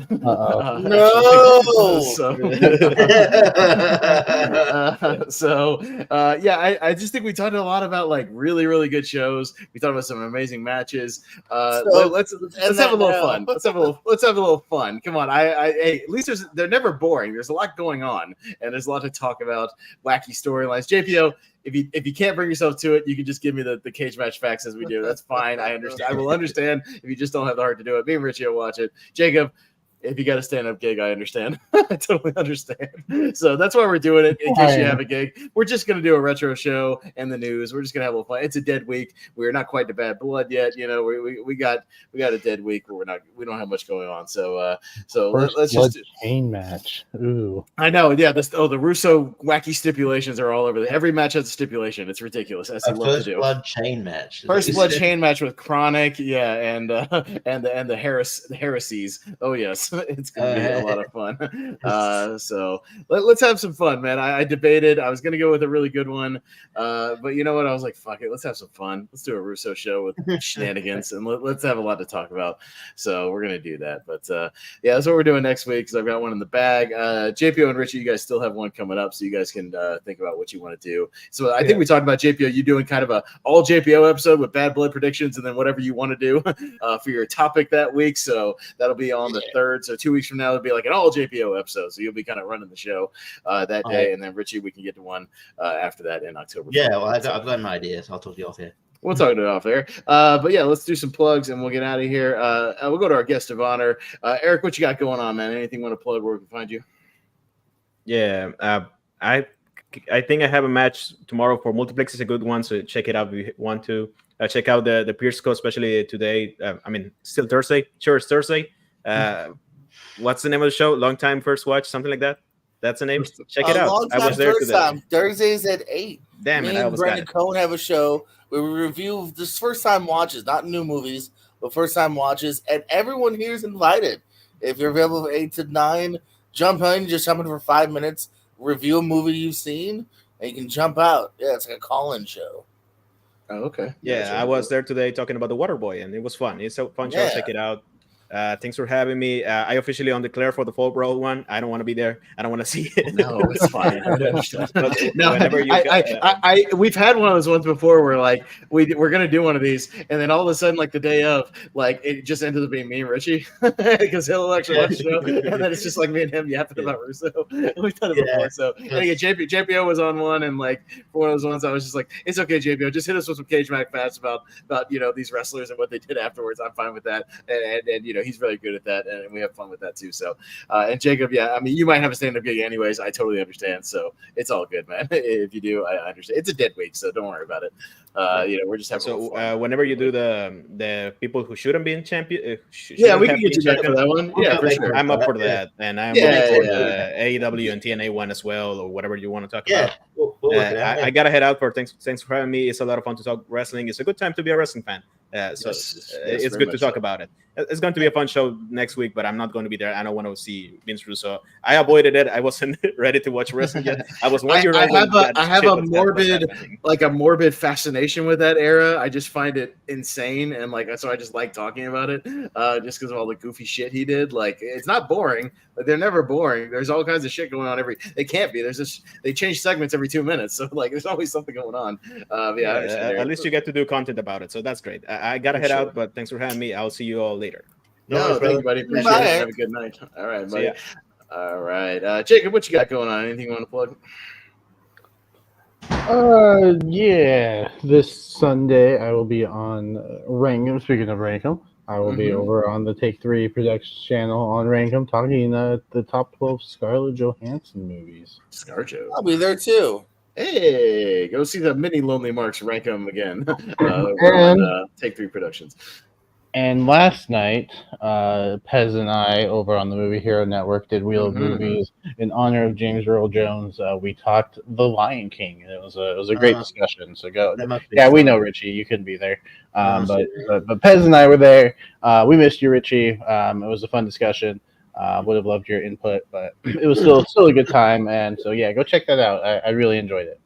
And please, celebrities quit dying so we can spin the wheel again. We were going to spin the wheel the next day, and then James Earl Jones died. We were going to do it after tournament fights, the next night. And yeah, we kind of feel obligated to do these tribute episodes when it's a big star. Brian Nussbaum, not everybody's a big star that dies, but James Earl Jones is certainly breaking news. Yeah, breaking news. Yeah, somebody who starred in a Canadian sitcom for 3 years doesn't count. Sorry, Brian. But yeah, JPO, what you got going on? He mentioned the first time, long time, one time, or what was it? Yeah, first time, long time. If you want to know what Eric thinks of Waterboy, know what I think of Celtic Pride with Daniel Stern and Dan Aykroyd, and more weird things like that. Got to tune into that show to figure out. On top of that, over at the Periscope too. We got movie trivia happening all the time here. We got top 10s. Next one, we're talking about the year 2008. Traveling back and but give our top 10s of 2008. A couple of comic book movies were out that year. As well as, of course, Pierce Wrestling. Me and Pez just fought in the semifinals of the tag team wrestling tournament here. So tune into that. Do we make it to the finals? I don't know. We got to watch to find out. As well as other things. There's exclusive matches and interviews on there as well, and then our friends popping up all over the place. Why we love horror, multiplex, and stuff like that. All right, Richie, what you got going on? Yeah, I mean, usually have Wheel of Movies going on. Had multiplex, couldn't do either of those last Richie decided to clear his Facebook cookies, and apparently Zuckerberg doesn't like when you do that, and screwed up his Facebook. Yeah, Zuckerberg doesn't like when you do that. I go, yeah. I'm in a private chat. We were talking about you. Yeah. Oh yeah, it doesn't like when you do that because it's like, oh yeah, because you type in your password, and it goes, hey, this is not the right password. Then I change your password. Then you go, oh, this is not the right password. Don't gaslight me, you bitch. Yeah, and I was frustrated, but yeah, and then I finally got in with 3 minutes left of the show. I'm like, well, that's no point. And we're getting to the plugs, and it's like, hey, Richie, give me a score out of 10. What do you think about Lion King? It's a great movie. Okay, cool. We'll see you next time on the Wheel of Movies. I don't know. I haven't seen it. No, just after all that. But yeah, look, usually I'll be on Wheel of Movies. Hakuna Matata. Hakuna Matata. Yeah, I would have commented on the fact that he's seen Hakuna Matata a lot. The fact that they're going, hey, don't worry about your father dying. Yeah, that's fine. Hakuna Matata. You usually can find me on that show. You can find at Wheel Movies. You can find me on Multiplex. And find me and Pierce channel doing wrestling trivia, doing movie trivia. I'll try and get onto the long time, long time. I'll get the title right eventually. At some point when I watch a first time movie, and you'll see me around. I'll be on I think tournament fights next week. I can't remember I can't remember what the topic is. I'll be on that Friday. Tournament fights next week is we're starting our 3-part 2000 ladder series. So I think I'm one of those. Yeah, you're on one of those. I'm on one of those. I'm on for sure. So I'll be on there. And I'll be hosting Wednesday and Friday because Jordan will be out of town. So okay, I'll see you Friday. Yeah. I'll see you Wednesday. Excited to remember. Yes. All right. Yeah, no, that's what we got going on. You can mostly find me over on the Movie Hero Network, co-hosting and or hosting some of the shows that we talked about. Wheel of Movies. I host Recast. Our Jurassic Park episode is back up after a few copyright snafus. No, I wasn't trying to play the whole movie, YouTube. You should know that. Fair use. We were talking about the characters. Yeah, well, that's back up. We won that argument. Yeah, 2000 Ladder Series next week, so you can come check that out with JPO. Richie will be on there.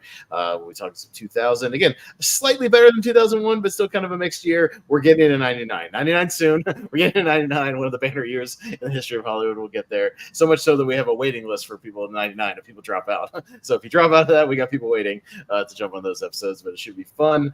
And yeah, that'll about do it for me. Not much outside of that next week. Got kind of a shorter week next week. So yeah, that'll do it. We'll talk the news next week and WCW Fall Brawl 2000. Let's talk some Russo and have a little fun next week. So that's what we got going on. Come on, it'll be fun. Open your mind up. It'll be entertaining. If anything, it'll be.